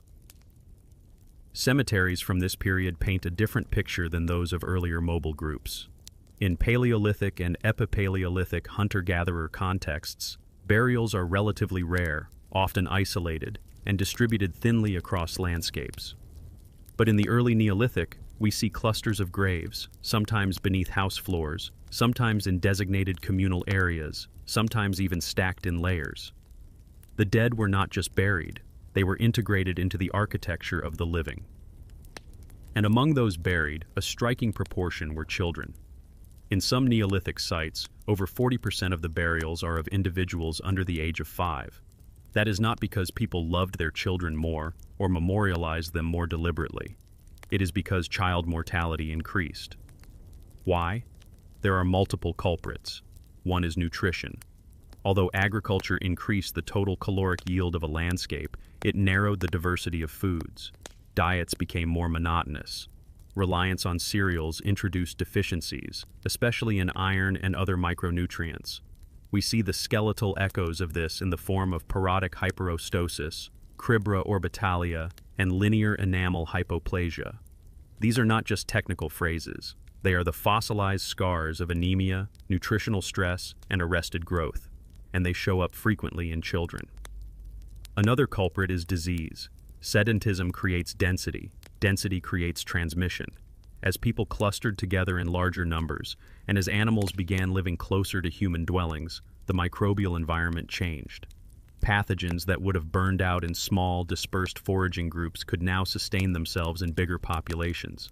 And children, with their developing immune systems, bore the brunt of it. There is also the issue of waste. The archaeological record begins to show evidence of refuse pits, middens, and sustained garbage accumulation around Neolithic settlements. This, too, is new. Mobile groups tend to leave minimal environmental footprints. They move before waste builds up. But permanent villages do not. They sit in their own trash, quite literally. And in these unsanitary conditions, diarrheal disease, parasitic infections, and other health burdens become endemic. It is difficult to measure the full extent of maternal stress in this period, but the clues are there. Skeletal remains of adult females often show pelvic deformation consistent with repeated childbirth. Vertebral compression, joint wear, and nutritional indicators also point to physically demanding lives, made harder by the demands of multiple pregnancies and heavy workloads. There are other social consequences too. The presence of so many child burials, often in or near domestic spaces, suggests that death became part of the household rhythm. Children died, and they were buried where they had lived. It is a sobering thought. In some cases, tiny graves show signs of care, ornaments, red ochre, carefully positioned bodies. But in others, the burial seems hurried. A pit, a small body, covered and forgotten. None of this is to say that farming societies were heartless or that hunter-gatherer life was a paradise. But the demographic and epidemiological shift is real. It is written in the bones. More people, more children, more disease, more graves. Farming made populations grow, but it also made them more vulnerable. One might ask why the system persisted. If the health costs were so high, why didn't people abandon it? That is where momentum and social entrenchment begin to matter. Once population densities rise, the option to return to foraging diminishes. The land around you is occupied. The wild resources are overused. Your neighbors are no longer mobile bands, but other villages. The system becomes self-reinforcing. And perhaps, too, the calculus was more complicated than we imagine. Even if mortality increased, even if childhood disease spiked, the overall reproductive rate was still high. More children were dying, but more were being born too. And in the long run, some survived. Enough to grow the village. Enough to make the graves more numerous. Enough to change the world. If there is a haunting question to carry forward, it is this. What did it feel like to be among the first to live in a world of crowds, cries, and illness? To know that food was more secure, but life somehow more fragile? The bones do not answer that, but the silence between the graves might.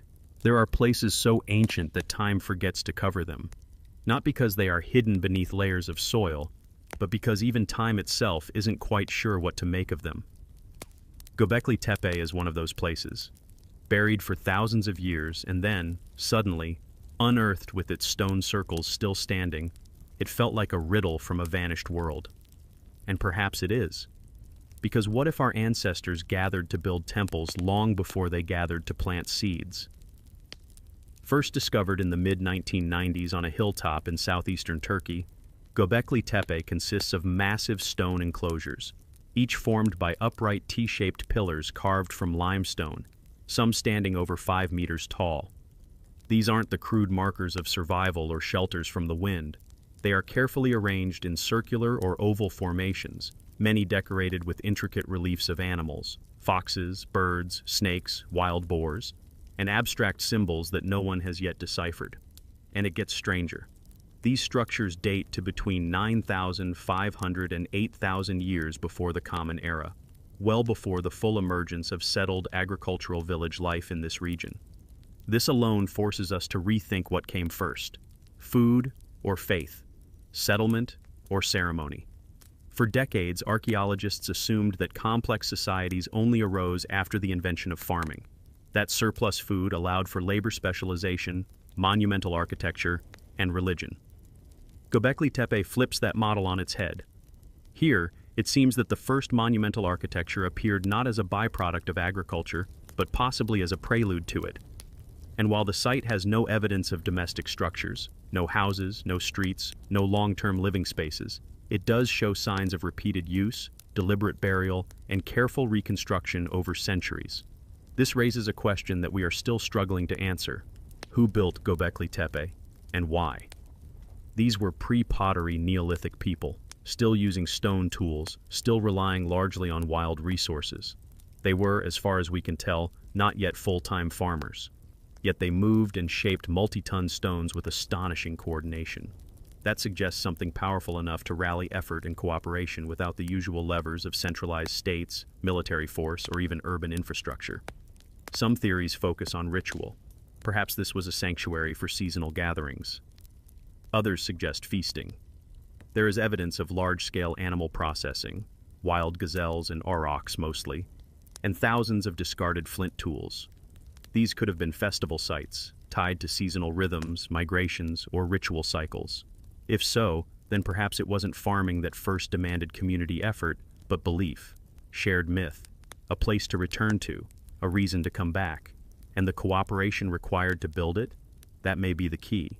Before full-scale agriculture, humans still needed to coordinate. But what brings together foragers scattered across a landscape with no binding economic structure? Maybe symbols do. Maybe shared ceremonies, animal totems, and cosmologies carved into stone. It is tempting, though speculative, to imagine Göbekli Tepe as a kind of ideological glue, a place that helped early groups form bonds, test alliances, and experiment with collaboration on a scale not seen before. But not all questions find easy answers. Why were these enclosures buried, deliberately covered in layers of rubble? Was it an act of closure, a ritual retirement, or something else? Why are the carvings so specific yet unreadable? The vultures, the scorpions, the headless figures. Are they myth? Warning? Art? There are places so ancient that time forgets to cover them. Not because they are hidden beneath layers of soil, but because even time itself isn't quite sure what to make of them. Göbekli Tepe is one of those places, buried for thousands of years and then, suddenly, unearthed with its stone circles still standing. It felt like a riddle from a vanished world. And perhaps it is. Because what if our ancestors gathered to build temples long before they gathered to plant seeds? First discovered in the mid-1990s on a hilltop in southeastern Turkey, Göbekli Tepe consists of massive stone enclosures, each formed by upright T-shaped pillars carved from limestone, some standing over 5 meters tall. These aren't the crude markers of survival or shelters from the wind. They are carefully arranged in circular or oval formations, many decorated with intricate reliefs of animals, foxes, birds, snakes, wild boars, and abstract symbols that no one has yet deciphered. And it gets stranger. These structures date to between 9,500 and 8,000 years before the Common Era, well before the full emergence of settled agricultural village life in this region. This alone forces us to rethink what came first: food or faith, settlement or ceremony. For decades, archaeologists assumed that complex societies only arose after the invention of farming. That surplus food allowed for labor specialization, monumental architecture, and religion. Göbekli Tepe flips that model on its head. Here, it seems that the first monumental architecture appeared not as a byproduct of agriculture, but possibly as a prelude to it. And while the site has no evidence of domestic structures, no houses, no streets, no long-term living spaces, it does show signs of repeated use, deliberate burial, and careful reconstruction over centuries. This raises a question that we are still struggling to answer. Who built Göbekli Tepe, and why? These were pre-pottery Neolithic people, still using stone tools, still relying largely on wild resources. They were, as far as we can tell, not yet full-time farmers. Yet they moved and shaped multi-ton stones with astonishing coordination. That suggests something powerful enough to rally effort and cooperation without the usual levers of centralized states, military force, or even urban infrastructure.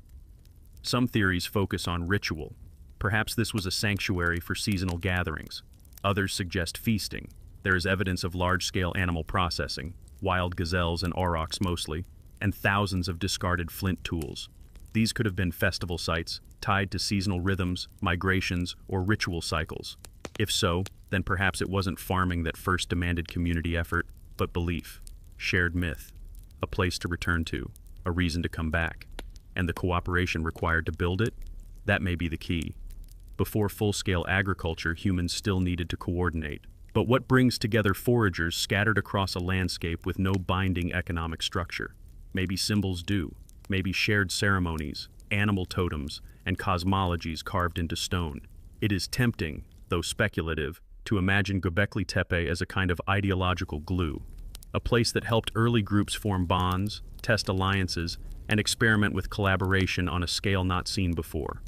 But not all questions find easy answers. Why were these enclosures buried, deliberately covered in layers of rubble? Was it an act of closure, a ritual retirement, or something else? Why are the carvings so specific yet unreadable? The vultures, the scorpions, the headless figures, are they myth, warning, art? Some researchers suggest the site reflects an early form of religion, not necessarily organized but already rich with meaning. Others argue that it represents social signaling, a way to impress, intimidate, or display cohesion. After all, monumentality always carries messages, whether about ancestors, order, or control. And even if no permanent population lived here, the labor and coordination involved imply a degree of logistical planning. Perhaps proto-farmers tested their abilities here. Perhaps building the pillars helped teach the cooperation that later made full agriculture possible. Of course, these are models, hypotheses. What we do know is more limited. No writing, no burials, no nearby settlements of comparable scale. The surrounding sites show varied subsistence strategies, often still focused on wild grains and game, which means Göbekli Tepe didn't arise in isolation, but as part of a mosaic of shifting behaviors, somewhere between mobility and permanence, between foraging and farming. And in that sense, it stands as a symbol of transition, not from one way of life to another, but of the space in between, where human behavior was messy, layered, non-linear, where people could gather to build without staying to plant, where meaning came not from daily survival, but from something harder to define, awe perhaps, or memory, or simply the joy of building something too heavy to move. In the end, Göbekli Tepe may not be the first temple, it may not even be a temple, but it is a turning point in how we think about ourselves. It reminds us that people didn't become human only when they farmed, settled, or wrote things down. They were already doing human things long before, and it leaves us with a quiet, unanswered question. What other meanings have we buried without knowing we once held them? Some buildings are too large for one person to claim, too practical for gods, too plain for kings. They don't stand out with dramatic carvings or tower over the horizon, and yet their presence is undeniable. Long before palaces or pyramids, our ancestors built rooms that looked like storage bins, pits that smelled like old grain, and circular halls that seated no rulers. And in the quiet, sturdy shapes of these early communal spaces, something world-changing was taking root. Not just the storing of food, but the storing of trust. The first architecture of agreement. By around 9,000 years before the Common Era, in places like Jerf el Ahmar in modern Syria and the Wadi Fainan in what is now Jordan, archaeologists began to find something unusual. These weren't villages dominated by family homes or towering shrines, but small clusters of buildings where some spaces stood out for being shared. Granaries, often built in central areas and deliberately separated from sleeping quarters, show signs of repeated use and architectural care. Thick walls, raised platforms, ventilation, all the traits of people who were serious about protecting a surplus. But the surplus wasn't private, at least not yet. It's hard to know exactly how these spaces functioned. Were they literal banks of grain collectively owned and administered for the group, or were they controlled by a select few, the earliest seed hoarders? Either way, what we see in these sites is cooperation embedded in stone. The need not only to survive season by season, but to plan, store, anticipate. Some researchers argue that these buildings represent a kind of social safety net, a way to smooth over the unpredictability of harvests, of rainfall, of hunting luck. A good harvest year might help feed a neighboring clan during a bad one, and in return, they'd remember. This wasn't charity. It was mutual insurance, tracked not in coins but in memories and promises. At Jerf el Ahmar, one structure stood out. Circular, sunken slightly into the earth, it was built with care, well-plastered floors, benches around the interior, and a central post. No hearth, no signs of sleeping, no animal bones. Whatever happened here, it wasn't daily life. Some have called it a council house, a kind of early meeting hall, a place where disputes might be resolved, decisions made, or maybe just where people gathered to share food and stories. And food, always, seems to be at the center. The presence of storage and meeting spaces side by side suggests that cooperation and calories were already deeply entangled. This is where the debate begins, because cooperation, while beautiful, isn't always equal. Storing grain for the community might mean protecting everyone. It might also mean controlling access. Who holds the key? Who decides what is shared and when? Some anthropologists point out that granaries may have been the first institutions of power.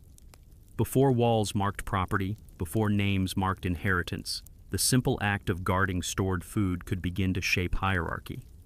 It's speculation, but a haunting one. That generosity and control might have walked hand in hand from the very beginning. But perhaps it's better to resist neat stories. These early communities were likely small, fluid, and still deeply tied to foraging rhythms. Full-time farming had not yet swept across the land. People planted, yes, but they also gathered, hunted, moved. The buildings we find may reflect cooperation in its experimental phase. Not a top-down command structure, but trial and error arrangements. How do we live together when we have more than we can eat in one sitting? How do we avoid waste, or theft, or famine? It's also worth asking what made this possible in the first place. The answer, most likely, is climate. The onset of the Holocene brought a relative calm to rainfall and temperature across the Near East. This allowed people, for the first time in generations, to begin betting on the future, to store without losing it all to mold, rot, or scavengers. In a world where weather was no longer entirely unpredictable, architecture could start to look forward. Rooms could be built for next season, not just tonight. And once that shift begins, the shift toward thinking beyond the immediate, new social questions arise. How do you keep track of who contributed? Who eats how much? What if someone refuses to share? These aren't idle concerns. They're the foundations of everything from etiquette to economics. The storage room becomes a political space. The meeting hall becomes a theater of fairness, or resentment, or ritual. What's remarkable is how long this phase seems to have lasted. Across sites from the Euphrates to the Jordan Valley, we see a recurring theme: people building together, storing together, and experimenting with the rhythms of shared survival. It's not yet full civilization, but it is certainly more than wandering bands. A middle space, not quite egalitarian, not yet stratified. A fragile web of cooperation woven from stored seed and mutual dependence. And yet, even here, questions remain. Who cleaned the granary? Who guarded it at night? Was participation truly voluntary, or quietly enforced by norms, stories, and pressure? Did those who stored more get more back, or was sharing unconditional? The archaeological record is mute on these details, but the shadows of these questions linger in the very shapes of the rooms. At Wadi Fainan, some granaries were hidden inside houses, while others stood apart.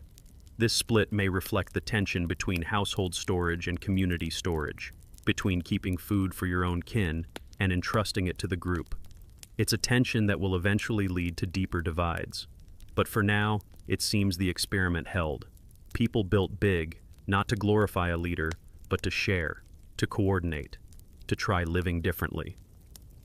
The most understated revolution in human history may have happened inside these plain circular buildings.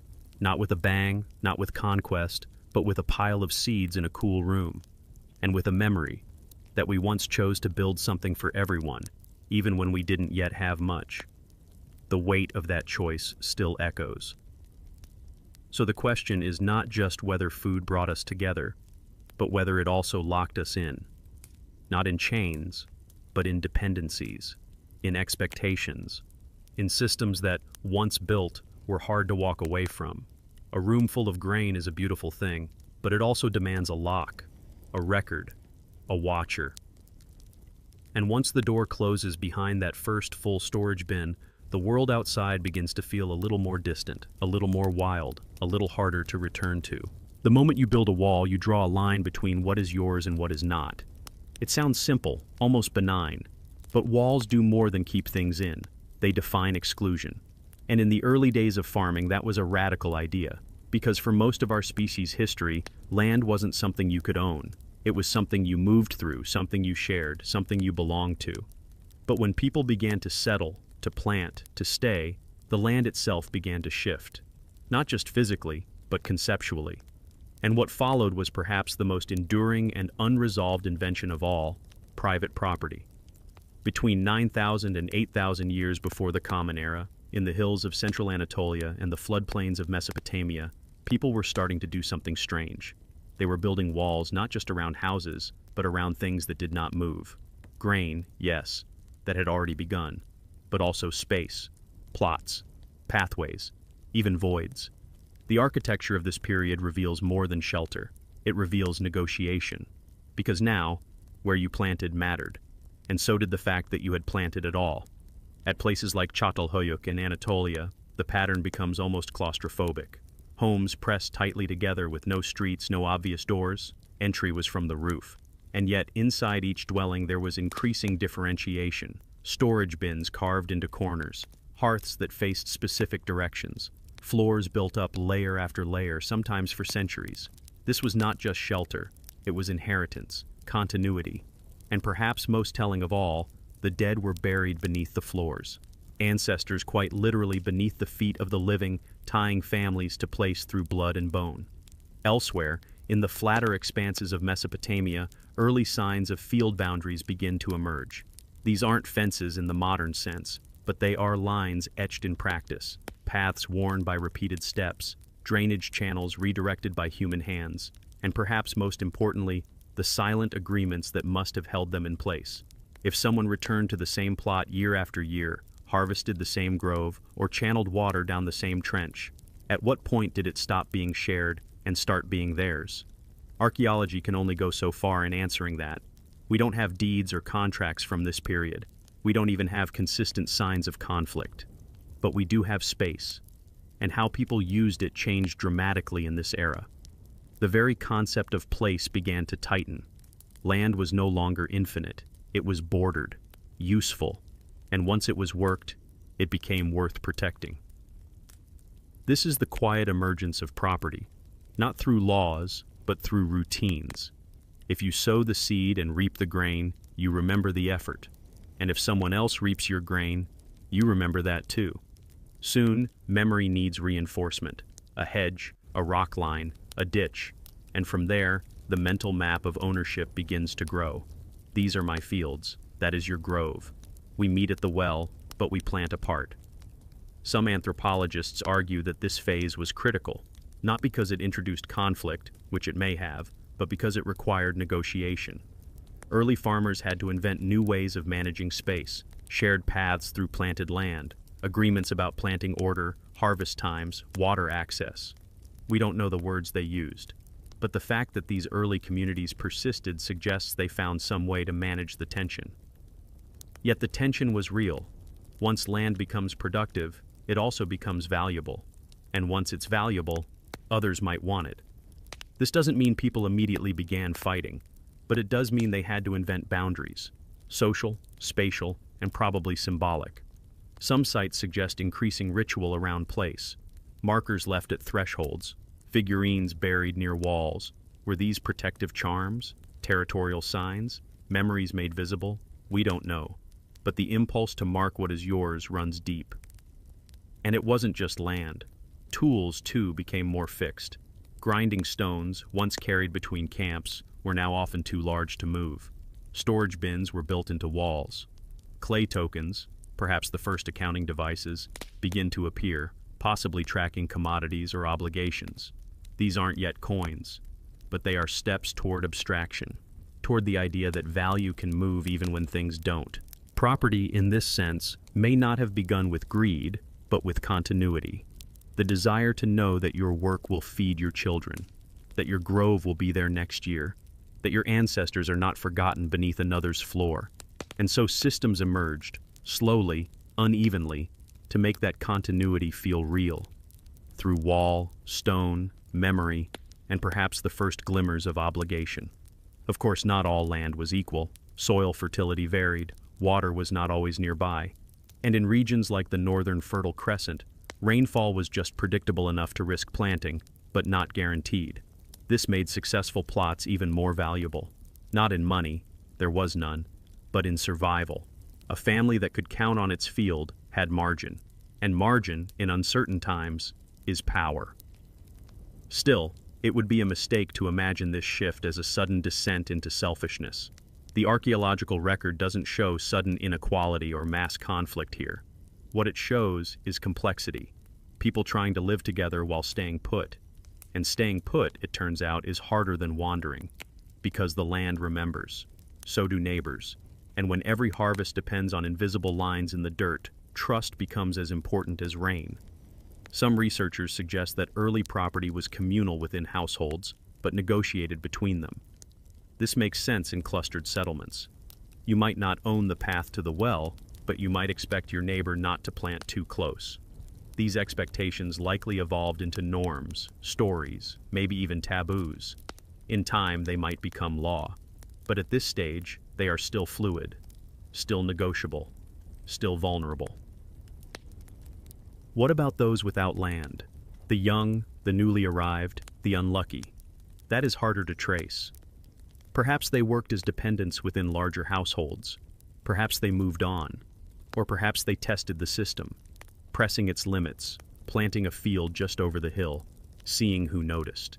This murkiness, this in-between space, is what makes the period so fascinating. Because it's not yet rule-bound. It's still human, still messy. And through all of this, the land itself was changing. Repeated planting alters soil. Irrigation leaves salts behind. Trees fall. Grasses retreat. The first whispers of anthropogenic landscape change begin here. Not catastrophic, but cumulative. And as the land shifts, so do people's relationships with it. A field isn't just dirt. It's history, labor, identity. In some cases, even burial. It's easy to forget how radical this all was. For hundreds of thousands of years, humans had moved with the seasons, followed game, gathered what ripened. The idea that land could be carved up, claimed, and defended wasn't part of that world, but now it was starting to be. Not through conquest, but through calendars, through expectation, through the quiet logic of mine. So what do you do when someone else wants what you've planted? What if they say their grandparents worked this land too? What if the rains fail and your neighbor's field still grows tall? The answers to these questions would shape the next 10,000 years. But at this point in history, they were still being figured out, season by season, harvest by harvest, wall by wall. And perhaps that's the haunting question. Not just how property began, but whether it could have gone another way. Could we have stored food without drawing lines, planted fields without claiming ownership, lived together without dividing the earth beneath us? We don't know. But we live in the world built by those first walls, and they are still standing, in ways we barely see. There's a quiet moment when the food comes in, baskets full of barley, pulses drying on woven mats, meat stripped and hung to cure. It's a moment of success, of survival. But then the questions begin. Who stores it? Who guards it? Who gets to eat first? For most of our species' time on Earth, these questions hardly came up. People hunted, gathered, and shared what they found because no one could afford not to. But once food stayed still, once it piled up, once the harvest could be measured in months instead of hours, power followed it. And where power gathers, inequality tends to grow. By around 8,800 to 8,000 years before the Common Era, in places like Çatalhöyük in central Anatolia and Tel Abu Hureyra in the Euphrates Basin, the world was already shifting. Farming had not yet taken over completely, but it was no longer an experiment. Plants like wheat, barley, and lentils were being cultivated year after year. Goats had begun to turn from prey into livestock, and people, or at least some people, were starting to live not just with more food, but with more than others. This wasn't a revolution. It was a slow drift. Archaeologists don't find palaces or thrones in this period, but they do find difference. And in the quiet strata of buried homes and clustered graves, that difference begins to speak. At Çatalhöyük, the dwellings appear similar at first glance, tightly packed, entered from rooftops, each with its own hearth and storage bins. But not all homes are equal. Some have more rooms, some have richer plastering and wall paintings, some contain more buried individuals beneath their floors. And among these burials, some bodies come with gifts, stone beads, obsidian blades, carved figurines. Others lie alone, untouched, even unnamed. What explains the difference? Age, achievement, ancestry? It's hard to say, but the fact that difference exists at all is the key. Inequality doesn't always shout. Sometimes it whispers in who gets remembered, who gets mourned, and who gets nothing. And while we can't ask the people of Çatalhöyük who decided who got what, the evidence suggests that memory and food were both becoming selective. At Tel Abu Hureyra, the story runs parallel but not identical. This site, perched near what was once the Euphrates River's edge, began as a hunter-gatherer settlement in the late Epipaleolithic. But by the early Neolithic, it was undergoing transformation. Domesticated plants and animals became central, mud brick houses replaced temporary shelters, and skeletal remains began to tell a different tale. Wear patterns on bones, especially in feet, knees, and spines, suggest repetitive labor, particularly in women. Grinding grain on stone querns, kneeling for hours, carrying heavy loads. The strain etched into their skeletons isn't just a medical note, it's a social one. Because while men's remains also show signs of work, the distribution and nature of wear is uneven, labor had become gendered, and with it perhaps the earliest signs that power did not fall evenly on all shoulders. Then there's diet. Isotopic studies of Neolithic remains can now reveal more than age and ancestry. They can show what people ate, and how much. In some communities, individuals buried with more elaborate goods also appear to have eaten better. More meat, more protein, more access to the good stuff. It's not definitive, but it's suggestive, because once food is stored, it can be rationed, and once it's rationed, someone decides. This raises a profound and uncomfortable question. Did farming create inequality, or merely expose it? Foragers can be deeply cooperative, but they are not always egalitarian. Dominance and deference exist in all primate societies. But farming made the stakes higher. When surplus food exists, someone can control access. When homes stay in one place, someone can inherit more. And when labor is divided, someone usually gets the harder job. That doesn't mean everyone was miserable. There is still plenty of evidence of community life in these early villages. Shared ovens, open courtyards, decorative art, music instruments, clay figurines. Life was likely rich, layered, and full of meaning, but it was no longer flat. Some people, or households, seem to have risen above others, subtly but steadily. The mechanisms of that rise remain mysterious. No writing exists to tell us how decisions were made. We don't have lists of rulers, tax records, or laws. But material patterns tell their own story. In certain homes, obsidian becomes more frequent, a material prized for its sharpness and luster, but requiring long-distance trade. In some graves, shell beads from distant coasts appear. These items speak of networks, of connections, of someone having the ability to get what others could not. Whether through trade, ritual status, charisma, or coercion, difference was accumulating. Even in the figurines, clues hide. Many of the female-shaped sculptures from Çatalhöyük are stylized and repetitive. Wide hips, prominent breasts, seated postures. Are these goddesses, ancestors, fertility symbols? We don't know. But their consistency suggests shared beliefs. And shared beliefs can support social hierarchies, especially when tied to lineage or ritual roles. Still, it's important not to project later hierarchies backwards. This wasn't yet royalty or bureaucracy. No stone thrones, no massive storehouses with guards. The inequality of this period was more like a slope than a cliff, gradual, variable, often invisible until you look closely. But it was growing. One particularly haunting clue comes from burial demographics. In some settlements, children's graves appear disproportionately rich in goods. At first, this seems odd. Why would children, too young to have accomplished much, receive such attention? The likely answer is that status was becoming inherited. Wealth and memory were being passed down, not just from person to person, but across generations. The slow creep of dynastic logic had begun, and that may be the most significant shift of all. When inequality becomes generational, it hardens. When what you are born into matters more than what you do, the future narrows. And in some of these early farming villages, we may be seeing that narrowing for the first time. Even the layout of space reflects change. In earlier mobile societies, camps were fluid, restructured as needed. But in Çatalhöyük and its contemporaries, homes were rebuilt on the same footprint for centuries. Some grew more complex, others did not. Over time, the very architecture of the village encoded memory, and perhaps privilege. Of course, these interpretations come with caution. Not every difference is dominance. Not every burial good means power. And not every architectural choice reflects hierarchy. But the trend, across multiple sites and lines of evidence, is hard to ignore. Once food piled up, once homes stayed put, once memory was fixed to place, people began to sort themselves, or be sorted, in new ways. And yet there was no single cause. Inequality did not erupt like a volcano. It seeped in like groundwater, through habit, through inheritance, through convenience. If someone stored more grain, others might rely on them. If someone could host a feast, others might follow.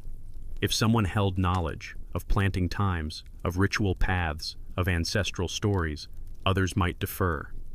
And deference, once established, is hard to reverse.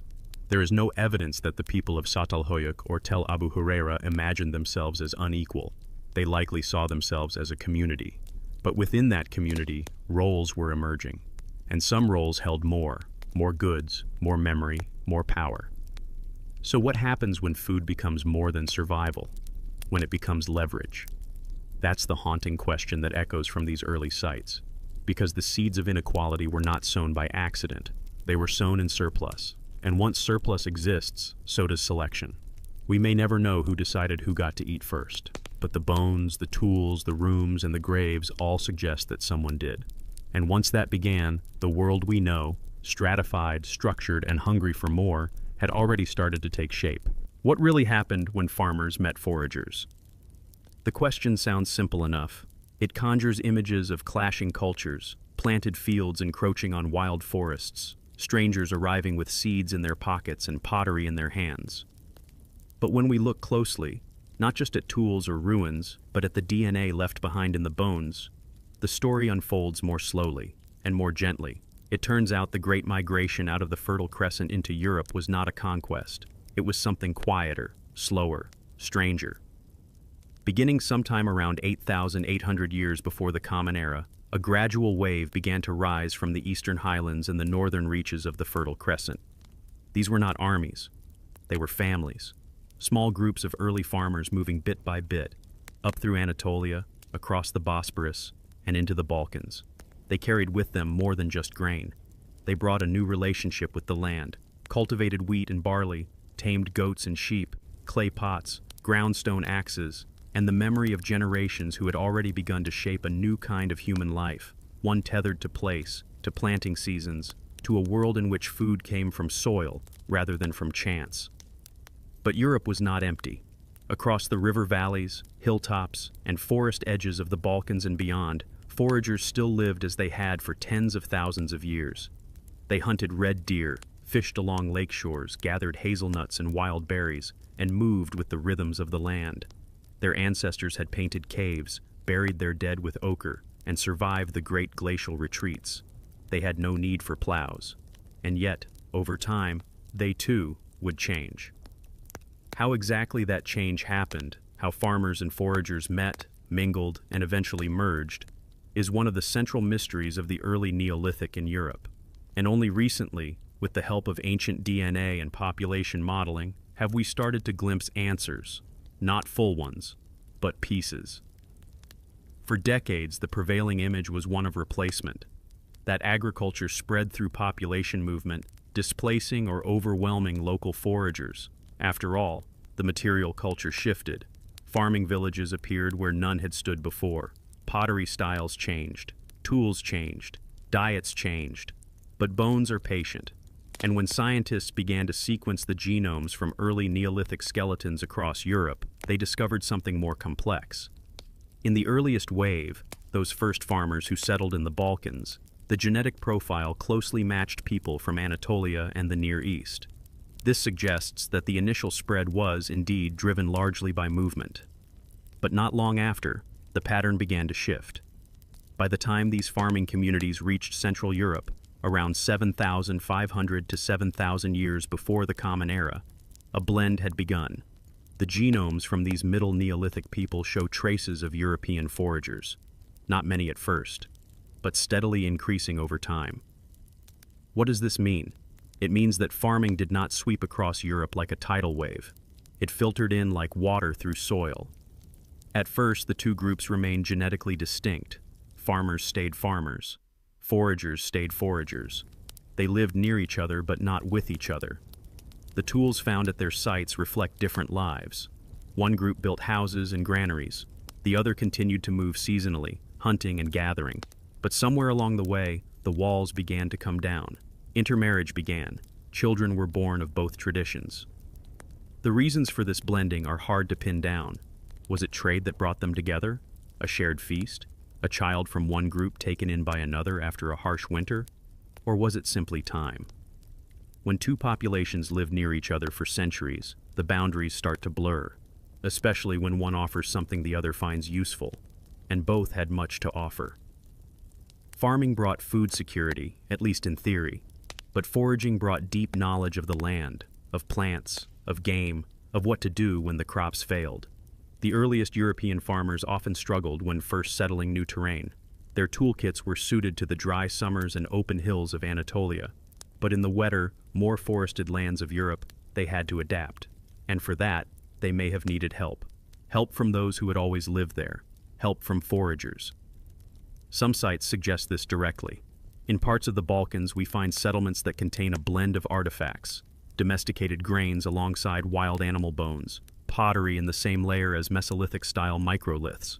The walls between lifeways were porous, and in the mitochondrial DNA, passed down through maternal lines, we see increasing signs of admixture.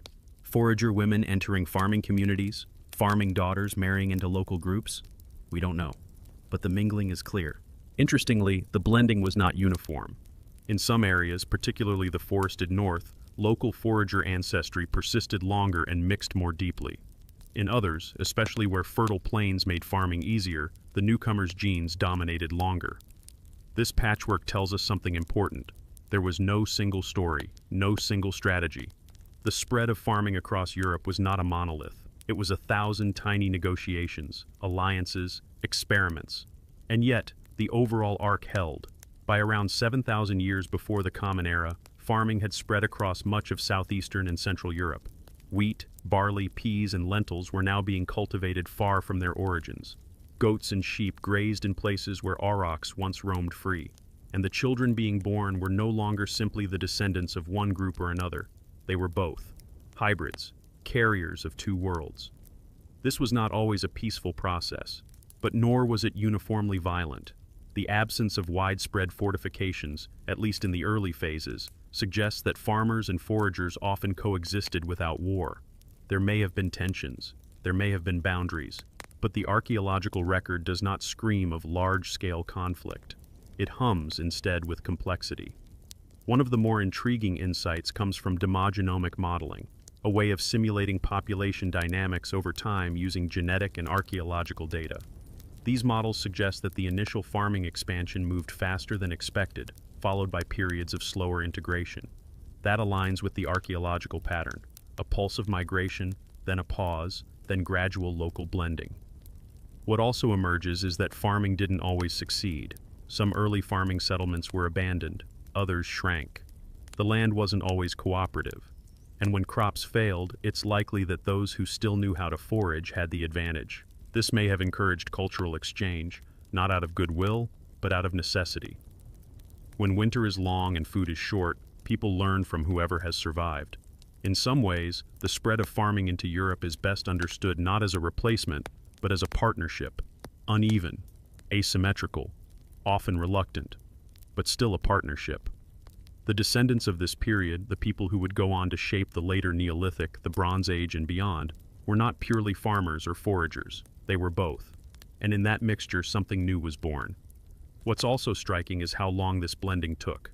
In some regions, it unfolded over many centuries. In others, it may have taken millennia. Cultural inertia is strong. People do not give up old ways easily, nor do they adopt new ones without reason. But generation by generation, the mosaic shifted. This slow dance, between seed and forest, between home and hunt, shaped the genetic and cultural foundations of Europe, not through war, but through contact, not through conquest, but through curiosity, intermarriage, and perhaps shared meals. There are no statues to commemorate it, no names, no stories passed down with clarity. But in the DNA of modern Europeans, the legacy is still there, a ghost of mingling, a faint echo of two lifeways brushing against each other and deciding, for reasons now lost, to try something new together. And that leaves us with one last question. If farming was not imposed, but adopted and adapted, what does that say about us? That change, even the biggest kind, may happen not with a shout, but with a quiet yes. A child born of two stories, a new path, not chosen all at once, but walked step by step, in fields, in forests, and in the spaces in between. Did farming spread by foot or by sail? For much of the 20th century, the assumption leaned heavily toward the former. The standard image was of early agriculturalists walking across river valleys and highland corridors, planting seeds as they went. The spread of farming, it was thought, followed predictable inland routes, along the Danube, through the Balkans, across Anatolia, and up into Central Europe. But then came a different kind of evidence. Seeds showing up on islands, domesticated animals appearing on coastlines where the inland connection seemed improbable, pottery styles matching across great stretches of water. It started to seem like the sea had played a far larger role in the early farming story than anyone had comfortably accounted for.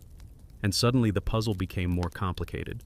Because the moment you include boats, you're no longer dealing with the slow push of people on foot. You're dealing with people who could skip whole mountain ranges. People who understood tides, weather, and wind. People who, thousands of years before the supposed age of sailors, were already shaping the coastlines with agriculture. By 8,500 years before the Common Era, domesticated plants and animals were not just creeping their way across the land. They were arriving on islands. The Aegean archipelago, the Dodecanese, Cyprus, all of these show signs of early Neolithic presence. And not just presence, but coordination. You don't get goats, sheep, wheat, barley, and obsidian showing up together on an island without someone planning for it. It's one thing to plant a few seeds and hope they grow. It's another to load animals onto boats and cross open water. This is not a half measure. It's a strategy. Which means that at least some of these early farming populations were not just farmers. They were seafarers. Take Cyprus, for example. It lies over 100 kilometers from the nearest mainland. And yet archaeological layers there show a full Neolithic package: cereals, legumes, domesticated pigs and cattle, stone tools, and circular architecture.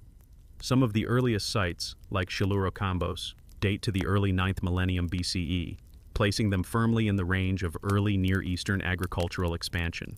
The people who settled Cyprus weren't dabbling. They brought with them the full toolkit. But there's more. The genetics of the animals suggest they were not wild stock captured locally, but already domesticated breeds brought from the mainland. And once on the island, those populations were carefully managed, bred, and sustained. This was not improvisation, it was colonization. Not in the imperial sense, but in the ecological one. These people were bringing a whole way of life across the sea. The same is true, though less dramatically, in the Aegean Islands. Crete, the Cyclades, and the Dodecanese all show signs of early farming communities by around 8,000 to 7,500 years before the Common Era. Often the material culture resembles that of Western Anatolia. Similar tools, similar pottery, similar house forms. But with a twist. Some of the techniques suggest adaptations to local conditions. These were not just migrants copying what they had done before. They were adjusting, innovating, trying new approaches in new landscapes. What makes the coastal routes so interesting is not just the logistics, though those are fascinating in their own right. It's the fact that they offer an entirely different rhythm of Neolithic spread. Rather than crawling across terrain, these maritime farmers could hop from island to island, bringing agriculture to places far ahead of the inland wave. And because coasts are dynamic environments, Rich in resources but often challenging for standard dry farming, these communities may have experimented with hybrid strategies. Some cultivated small plots, others relied heavily on shellfish, fish, and wild plants. The Neolithic along the sea was not a single model, but a spectrum. There's also the matter of the boats themselves. We don't have physical remains of these early vessels. Organic materials rarely preserve over thousands of years in salty environments, but indirect evidence suggests they must have existed. The distances covered, the coordination required, the materials transported, all of it implies seaworthy craft, probably dugouts, lashed rafts, or perhaps even early hide-covered boats. Whatever their form, they were functional enough to carry people, animals, and supplies across significant stretches of open water. And they were not one-time trips. Some coastal sites show signs of regular movement, obsidian from Melos, for example, turning up in places that required multiple days of travel by sea. This suggests networks, not just settlement, but communication, perhaps exchange, perhaps shared ritual or kinship ties spread across watery landscapes. We often think of islands as isolated, but in the early Neolithic, they may have been bridges, connectors, gateways to new experiments in how humans could live. The picture becomes even more intriguing when we move farther west, into the Adriatic and eventually toward the western Mediterranean and the Atlantic fringes. While inland routes remained crucial, there is growing evidence that the sea remained an active highway. In some cases, the earliest farming communities in western regions appear along the coast before they appear inland. That reverses the standard model. It suggests people may have moved by sail, or at least by oar, rather than simply by walking. One of the places where this question becomes sharpest is the British Isles. By around 7,000 years before the Common Era, farming begins to appear in southern England and coastal Ireland. The traditional view was that it spread slowly north from the continent, but some of the dates and artifacts suggest a maritime component, that people may have arrived not through continental drift, but through sea crossings, from Brittany, from the Low Countries, from the Iberian Peninsula. This is still debated. But if true, it means that the Neolithic spread along the Atlantic coast was not just a marginal story, it was a primary route. What's also fascinating is how these coastal Neolithic communities often retain traces of their foraging pasts. Even as they planted crops and herded animals, they continued to gather shellfish, hunt marine mammals, and exploit tidal zones. In some places, these mixed economies lasted for centuries. It's as if the sea offered a buffer, a way to try farming without giving up everything else. Inland, the shift may have been starker. On the coast, it was more flexible, more reversible, and perhaps more sustainable. There's a deeper question here too. What does it mean that some of the earliest farmers were also sailors? It challenges our categories. We tend to think of seafaring as a later development, something that comes after cities, after metal tools, after states. But the evidence from the early Neolithic tells a different story. These were people with stone tools and woven baskets, but also with the ability to navigate the sea, to plan long-distance voyages, to sustain themselves in unfamiliar environments, and to replicate their way of life in places the land-bound couldn't easily reach. It suggests a kind of cognitive flexibility, a willingness to risk, to leave behind the known and test what might work elsewhere, not with certainty, not always with success, but with enough determination that farming, boats, and community spread together across vast distances. And still, it's easy to overlook. Inland archaeological sites are often better preserved, easier to excavate, more thoroughly studied. Coastal zones, by contrast, are vulnerable to erosion, to rising seas, to modern development. Many early Neolithic shorelines now lie underwater, submerged by millennia of sea level rise, which means we may be missing whole chapters, lost harbors, drowned farms, villages that once thrived where now only waves remain. Underneath this lies a quiet irony. Farming, which began as a land-based innovation, may have found some of its earliest momentum on water, and the people who spread it may not have marched steadily forward, but drifted with the currents, letting the coastline shape their future. We can't reconstruct all of it. The sea erases as much as it connects, but the fingerprints are there, in the shared seeds, the matching tools, the bones of animals that didn't swim to islands on their own. They point to a different kind of Neolithic story, one where people sailed toward new beginnings, not conquerors, not settlers, but experimenters, problem solvers, builders of homes in places where only wind and wave had lived before. And that brings us to one final curiosity. If the early Neolithic did ride the sea, how far did it go? Are there still places waiting to be rediscovered? Submerged settlements lying beneath the silt, holding clues to a time when farming floated across horizons? It is a reminder that even in the age of seeds and soil, the sea never stopped being part of the human imagination. That the first step toward a field might have begun not with a footfall, but with a paddle slicing silently through the water. What did we give up for a full stomach? At first glance, agriculture might look like the obvious improvement. More food, more people, more security. But bodies do not lie. And when we look closely at the skeletons of the first farmers, what we see is not the portrait of progress we might expect. We see shorter statures, weaker bones, more disease, and a growing list of internal trade-offs that quietly began to reshape the human experience. Beneath the surface of those steady harvests, the bodies of early agriculturalists began to tell a different story, one not of triumph, but of quiet degradation. Before farming, foragers across Anatolia, Greece, and the broader Near East lived highly mobile lives. Their diets were diverse, drawn from a wide spectrum of wild plants, hunted animals, fish, insects, and gathered roots. They moved often, carried few burdens, and rarely repeated the same movement every day. Their skeletons show strength and variety, broad joint surfaces, dense bone mass, and only occasional signs of malnutrition. But around 9,000 years before the Common Era, something began to change. Farming emerged. Diets narrowed, labor routines stiffened into repetition, and the body began to break. One of the most consistent signals of this shift is height. Across multiple early Neolithic sites, from central Anatolia to Thessaly, adult statures decline markedly with the onset of agriculture. Men who once averaged over 170 centimeters began to drop below 160. Women show a similar trend. The causes are layered: reduced protein intake, higher carbohydrate dependence, periods of food stress, and crucially, a narrowing of dietary diversity.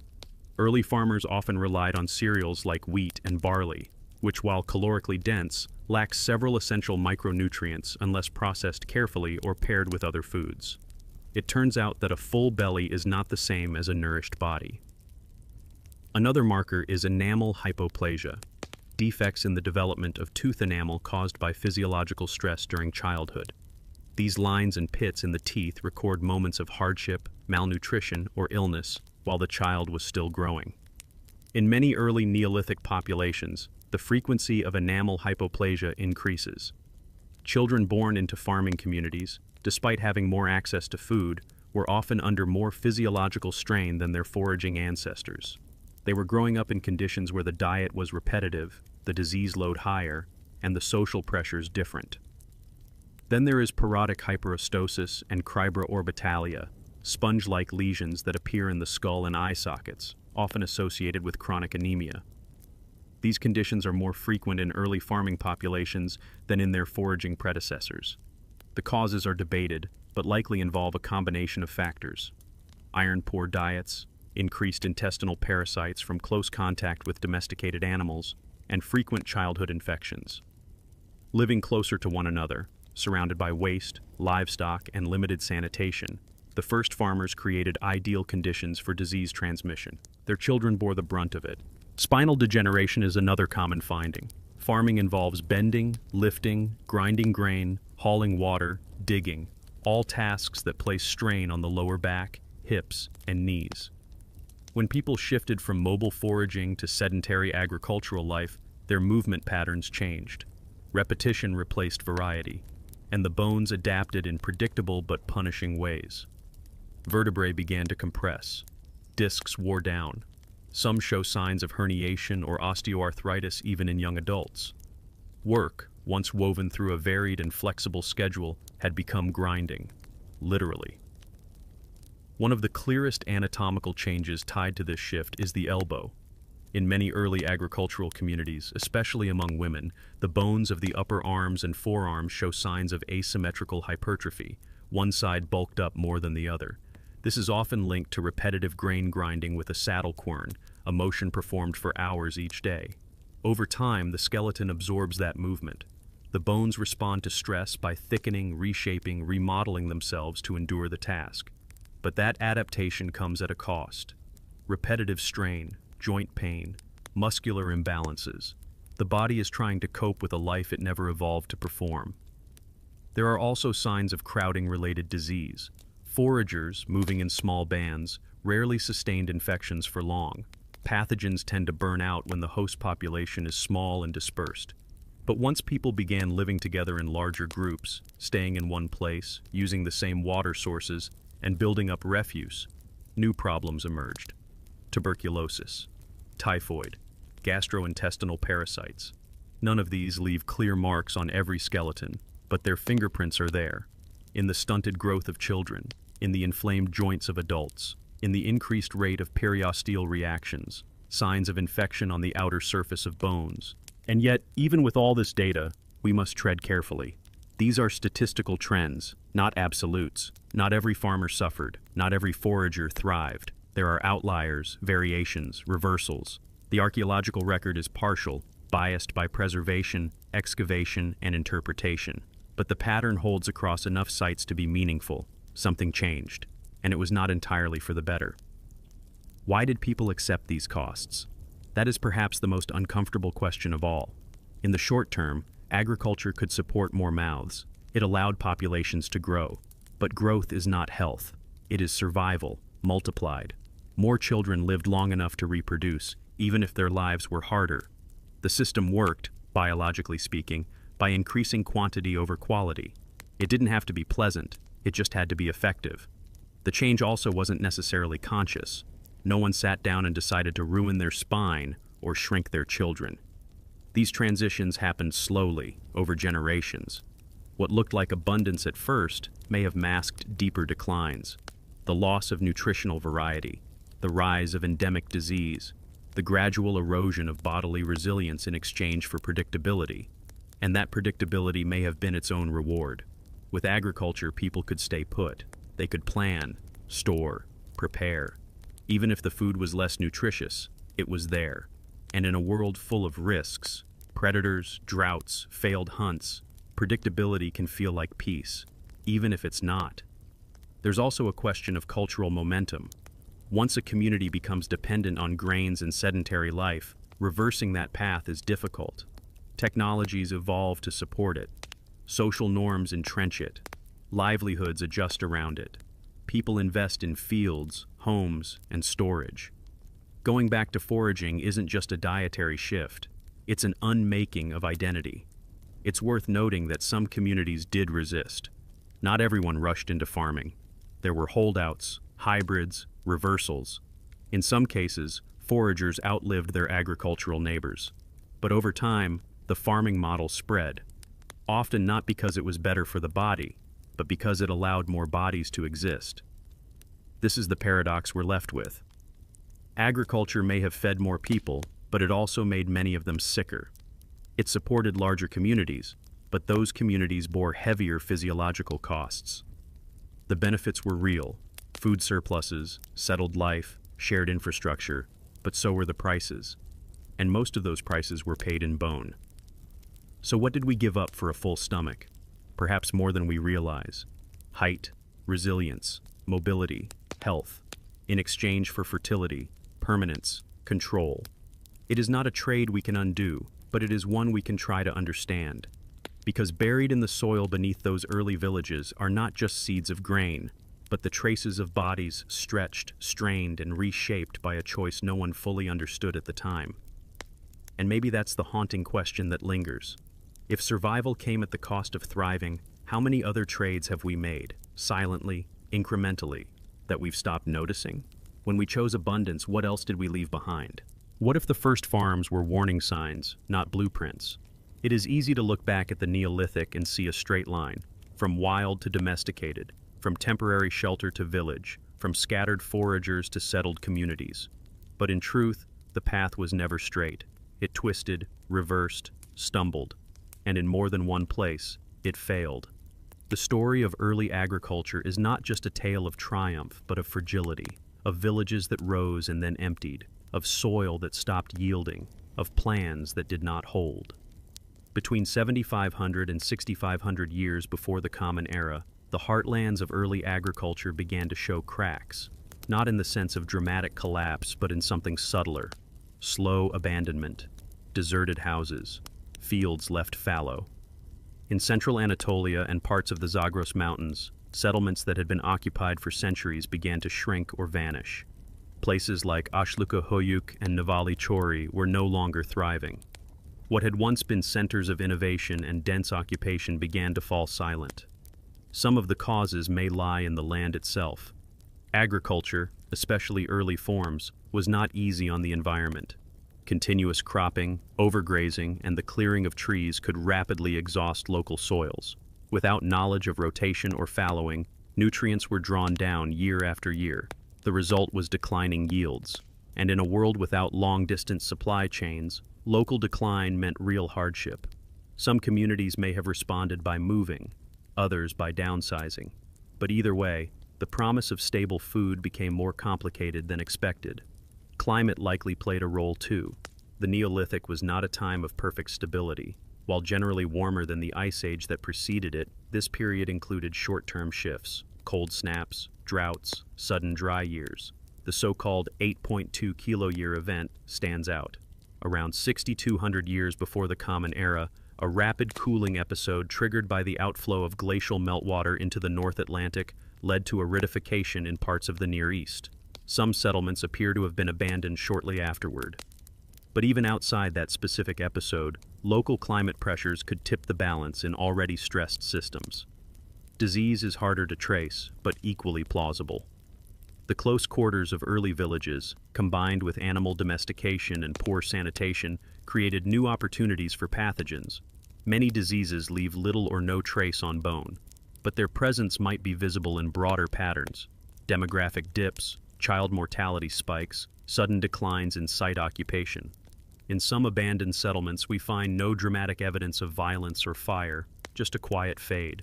Homes left to rot, hearths that were never rebuilt, as if people walked away not in panic but in weariness. It is also possible that cultural preferences shifted. Farming was never a singular package. It was an array of techniques, strategies, and experiments. Communities may have abandoned agriculture not because they failed, but because they chose something else.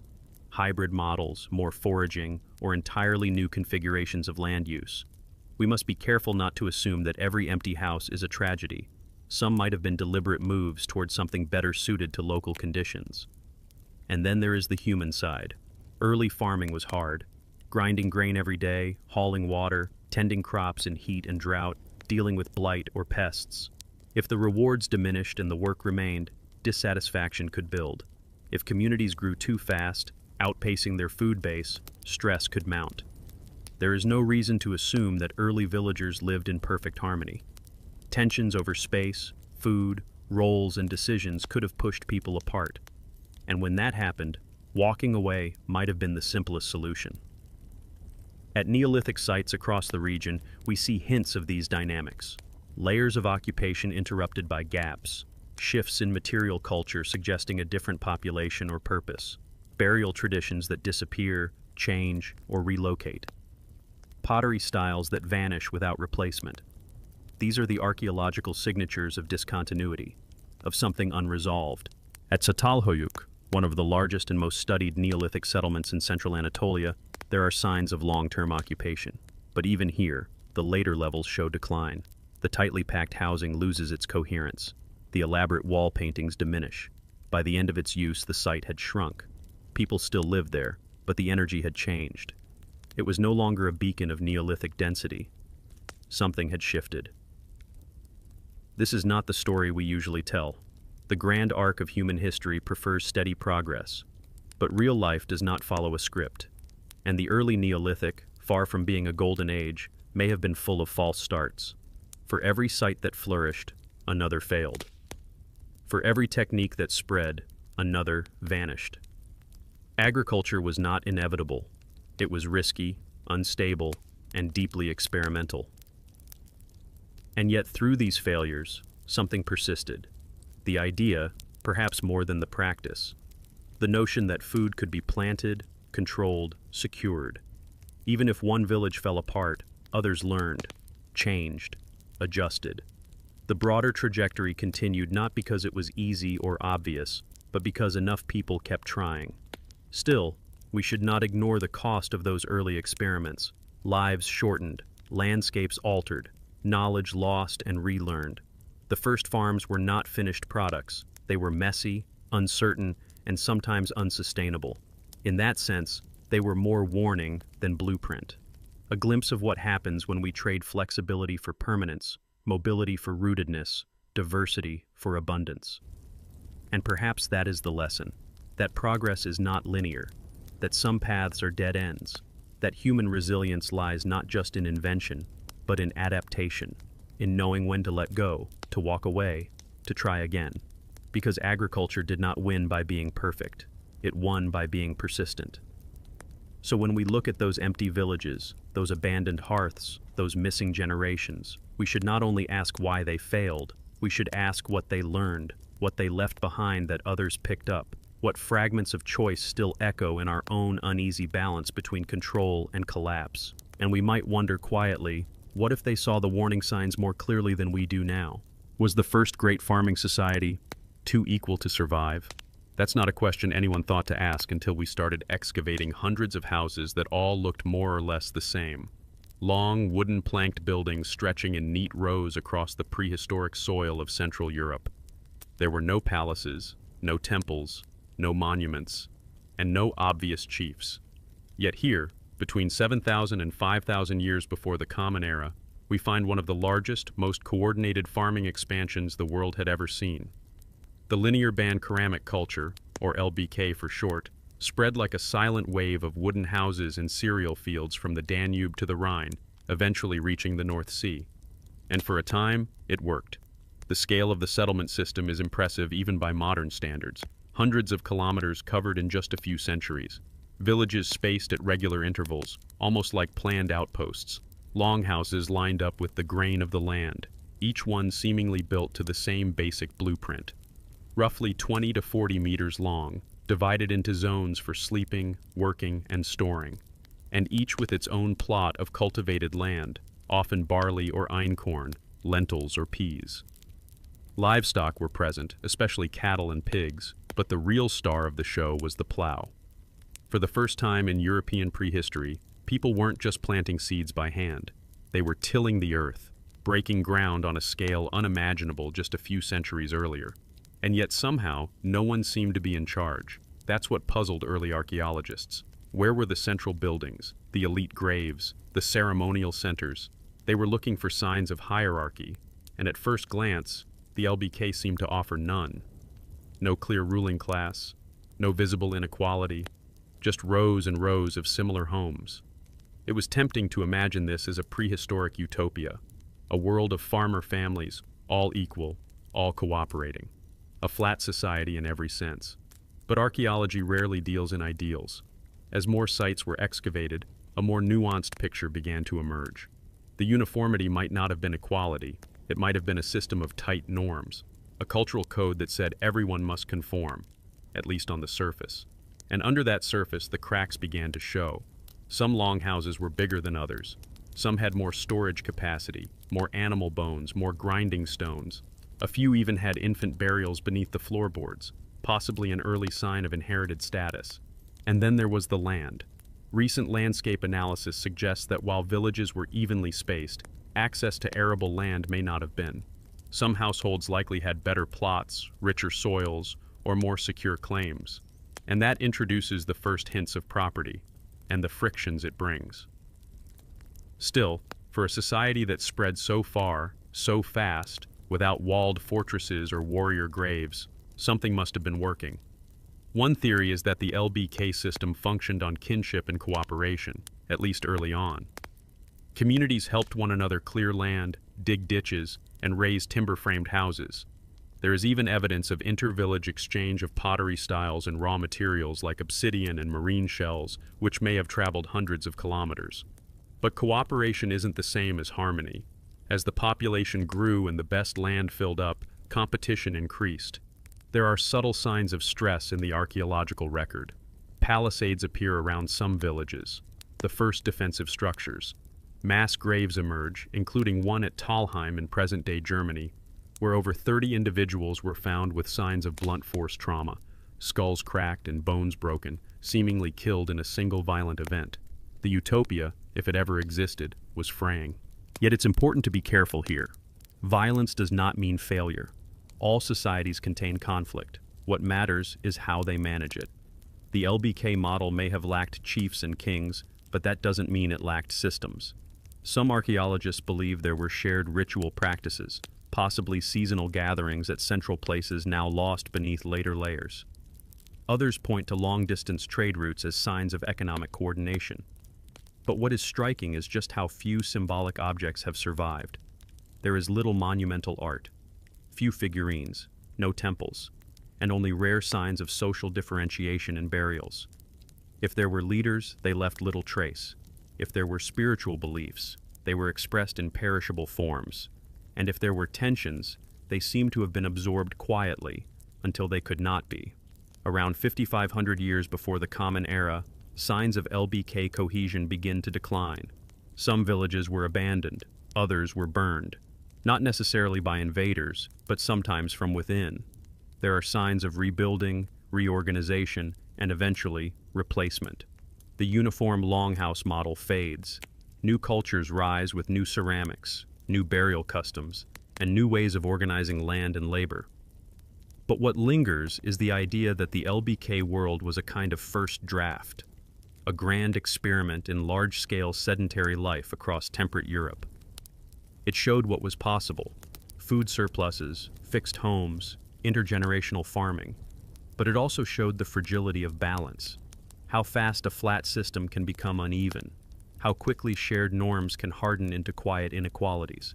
And maybe that's the real question, not why the LBK ended, but how it lasted so long without visible hierarchy. Did shared architecture really mean shared power? Or were people simply hiding tensions beneath the surface, managing them through unspoken rules, marriage ties, or quiet exclusion?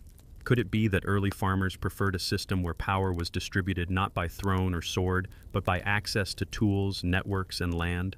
Or perhaps the pressure to conform kept everyone in check, until one day it didn't. We often look back on farming societies as progress, as a step toward civilization. But the LBK reminds us that early agriculture wasn't a straight path. It was a delicate balance between freedom and conformity, growth and strain, abundance and fracture. And maybe the neat rows of longhouses weren't a symbol of equality after all, but a quiet warning about how hard it is to build something that works for everyone, and how quickly that balance can tip. So we return to the question: was the first great farming society too equal to survive? Or did it fail because, beneath the surface, it wasn't equal at all? Either way, the LBK left its mark, not in temples or kings, but in a quiet blueprint of a system that tried, for a little while, to hold everything together with nothing more than food, wood, and hope. Did farming create peace, or just give us new things to fight over? For a long time, the spread of early agriculture in Europe was seen as a story of quiet transformation. Fields where forests once stood, rows of houses where nomads once wandered, a shift from uncertainty to stability, from risk to routine. But the archaeological record suggests that something else was simmering beneath the surface. Starting around 5,500 years before the Common Era, signs of rising tension begin to appear across Central Europe. And by 4,000 years before the Common Era, much of the once cohesive world of the LBK had fractured, not with a bang, but with blood, fire, and silence. At first, it was hard to believe. The linear band ceramic culture, or LBK, had built one of the most expansive farming systems ever attempted by early humans. Villages stretched from the Danube to the Rhine, composed of orderly longhouses arranged like ribs on a vast skeleton of settlement. For generations, these communities thrived, growing grain, raising animals, and digging ditches to mark their spaces. But then came the signs of rupture. Across dozens of sites, archaeologists began to uncover longhouses that had been deliberately burned. And not just collapsed by accident or eroded by time, these structures were often charred from within, roof beams scorched, clay walls warped by intense heat. In many cases, there was no attempt to rebuild. The sites were abandoned. Or worse. Alongside the burn layers came something even harder to explain. Bodies. Mass graves, sometimes shallow, sometimes carefully arranged, began to emerge beneath the soil. At Talheim in southern Germany, the remains of 34 individuals were found in a single pit, men, women, and children. Many showed signs of cranial trauma, their skulls caved in by blunt instruments. There were no accompanying grave goods, no signs of a ceremonial burial. At Schletz in Austria, a similar story unfolded. Scores of skeletons, many with broken limbs and crushed skulls, some scattered along what appeared to be the defensive ditch of the settlement itself. These were not peaceful deaths, and they were not isolated. Across the LBK world, from Alsace to Slovakia, the late phase of settlement is increasingly marked by what can only be described as organized violence. Not battlefield encounters in the modern sense, but targeted, repeated episodes of community destruction. The motives remain elusive. Were these raids between rival villages, acts of revenge, resource conflicts, or something else entirely, something ritualized, a way of ending or cleansing a site before abandonment? In some cases, the attackers seem to have been from nearby communities.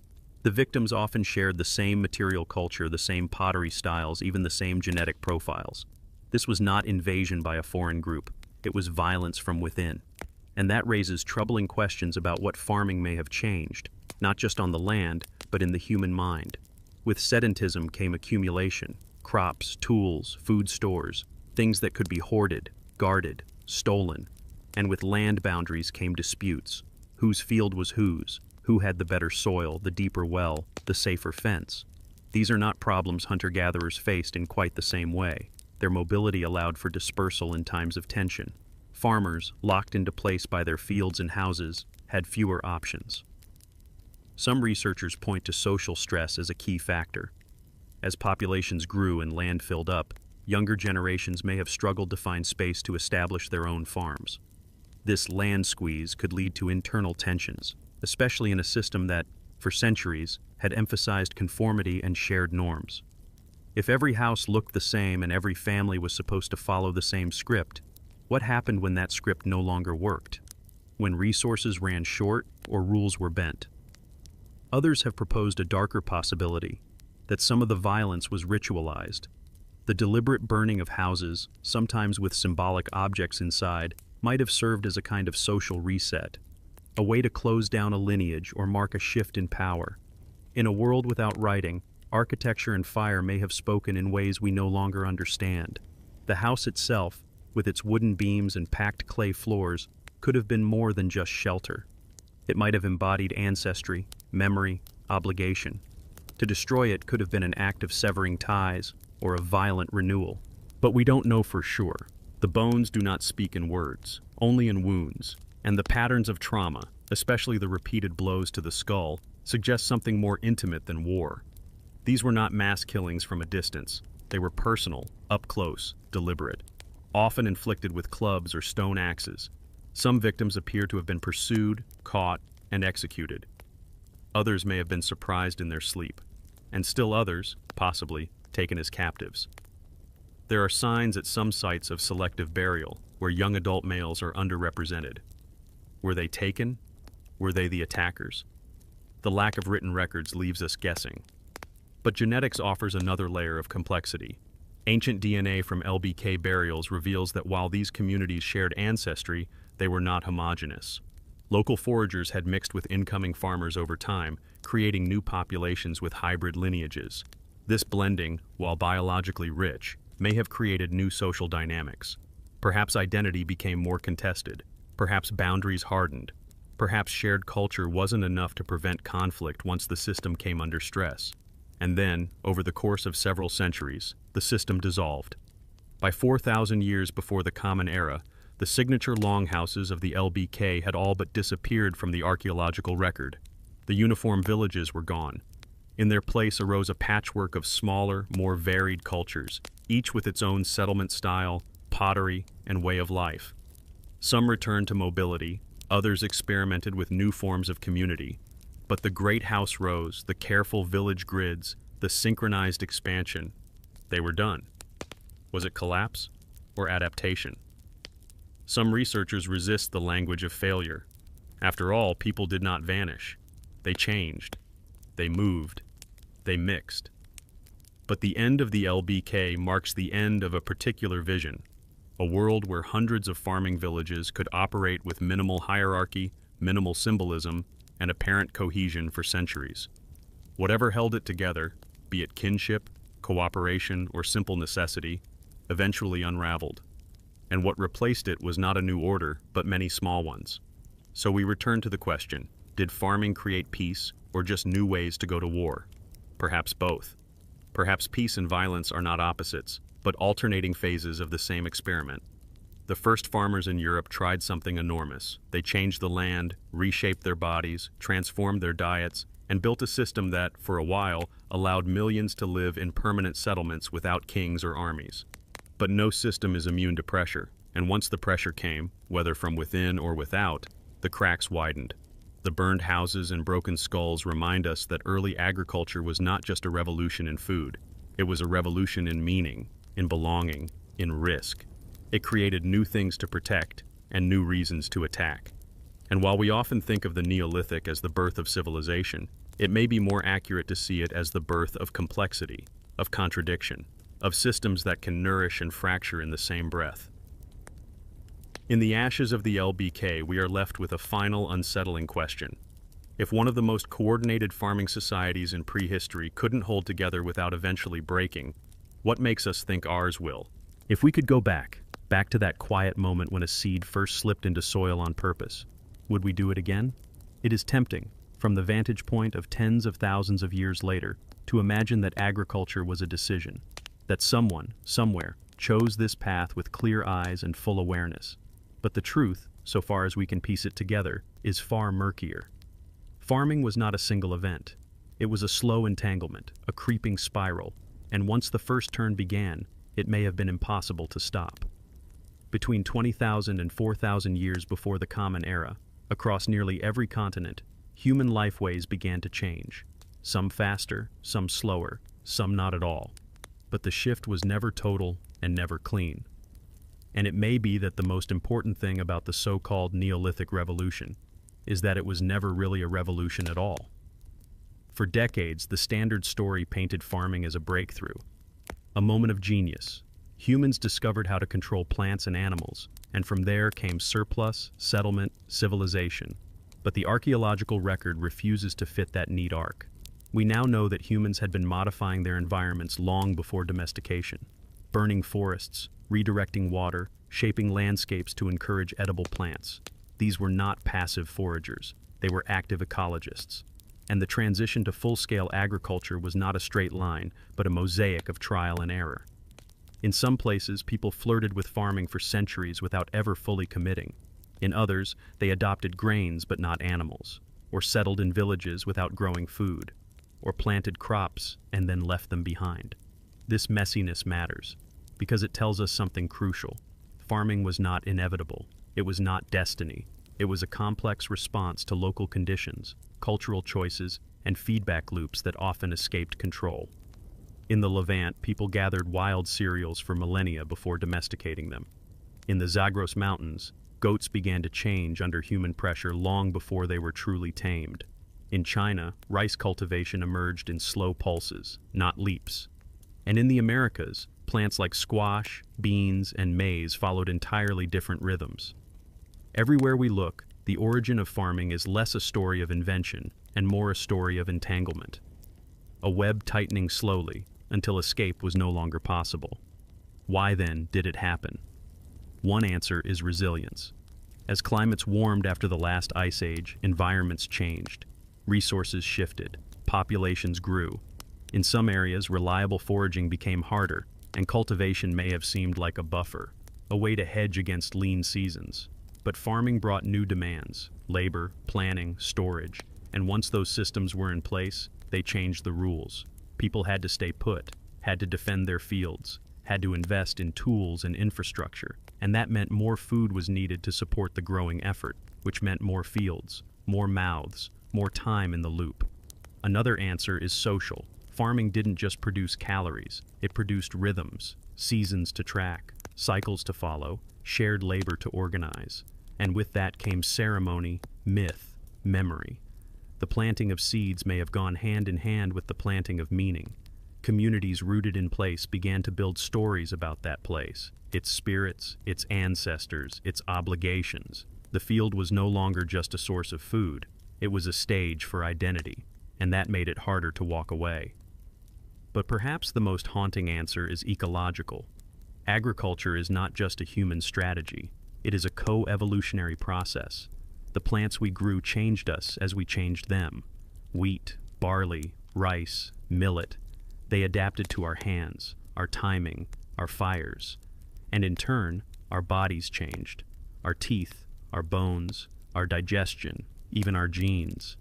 We became dependent not just on the food, but on the entire system, on the cycles of sowing and reaping, on the storage pits and granaries, on the labor structures and land tenure.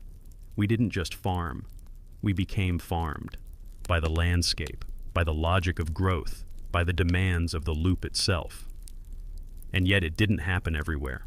That too must be remembered. Many human societies resisted or reworked agriculture for thousands of years.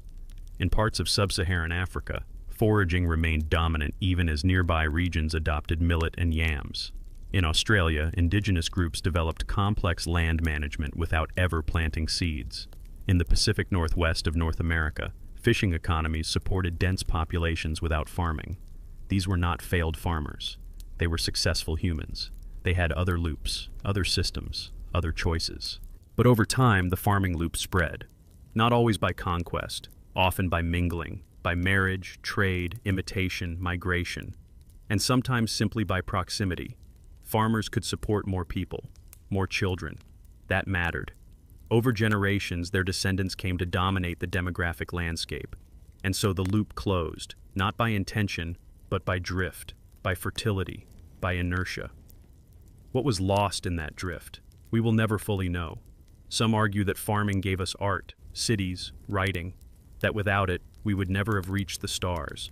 But others note that the first villages brought new burdens. Workloads rose, health declined, diet narrowed, social tensions increased. The graves of the Neolithic are full of bones worn down by strain, children dead from anemia, mothers lost in childbirth. Was this progress, or was it just momentum? Even today, the earliest farmers can feel oddly distant. We know them through their bones, their pottery, their pollen records. But we do not know what they thought of their new lives. Did they feel pride in their harvests, or regret for their aching backs? Did they dream of the forests they no longer walked? Or did they build new dreams, rooted in soil and song and memory? We cannot ask them. All we have are the traces. And yet in those traces, there is a warning, not a prophecy, not a judgment, but a pattern. Once a society commits to agriculture, it must grow to survive. Surplus becomes expectation. Stored food becomes political leverage. Fields become fences. The loop rewards expansion, even when expansion strains the system. And when it breaks, it doesn't break evenly. Some benefit, others bear the cost. This is not new. It has been with us since the beginning. Still, we should resist the urge to paint farming as a mistake. That too is a kind of myth, a clean label where complexity belongs. The truth is that early agriculture was neither triumph nor tragedy. It was a tangled choice, made over and over in different places for different reasons. It solved some problems and created others. It offered stability and extracted health. It built homes and tore up forests. It allowed for beauty, ritual, culture, and also for boundaries, scarcity, and death. So we return to the question, if we could undo the first seed, would we? The honest answer is, we don't know. Because we are still inside the loop, still tracing its turns, still feeding its spiral. And from here, the beginning is hard to see. The people who lived between 20,000 and 4,000 years before the Common Era were not us. But they were not aliens either. They were humans trying to survive, to belong, to imagine a future, just as we are. Their choices became our world, and their loops became our cage, or our cradle. Perhaps it depends on what we choose to grow next. Thank you, fellow sapiens, for following the roots of this story, for walking through the dust of old villages, the silence of abandoned fields, and the footprints left by the first hands to plant a seed. If this helped you fall asleep, helped you focus, or just helped you breathe a little deeper in a noisy world, I'm grateful you're here. If you think others should hear the long, strange tale of how we became farmers and what we may have lost along the way, you know what to do. Like, subscribe, share it with the sapiens in your life. And tell me, are you listening by firelight, by lamplight, somewhere in the fields, the cities, or the in-between? And as always, stay curious, stay calm. I'll see you in the next story.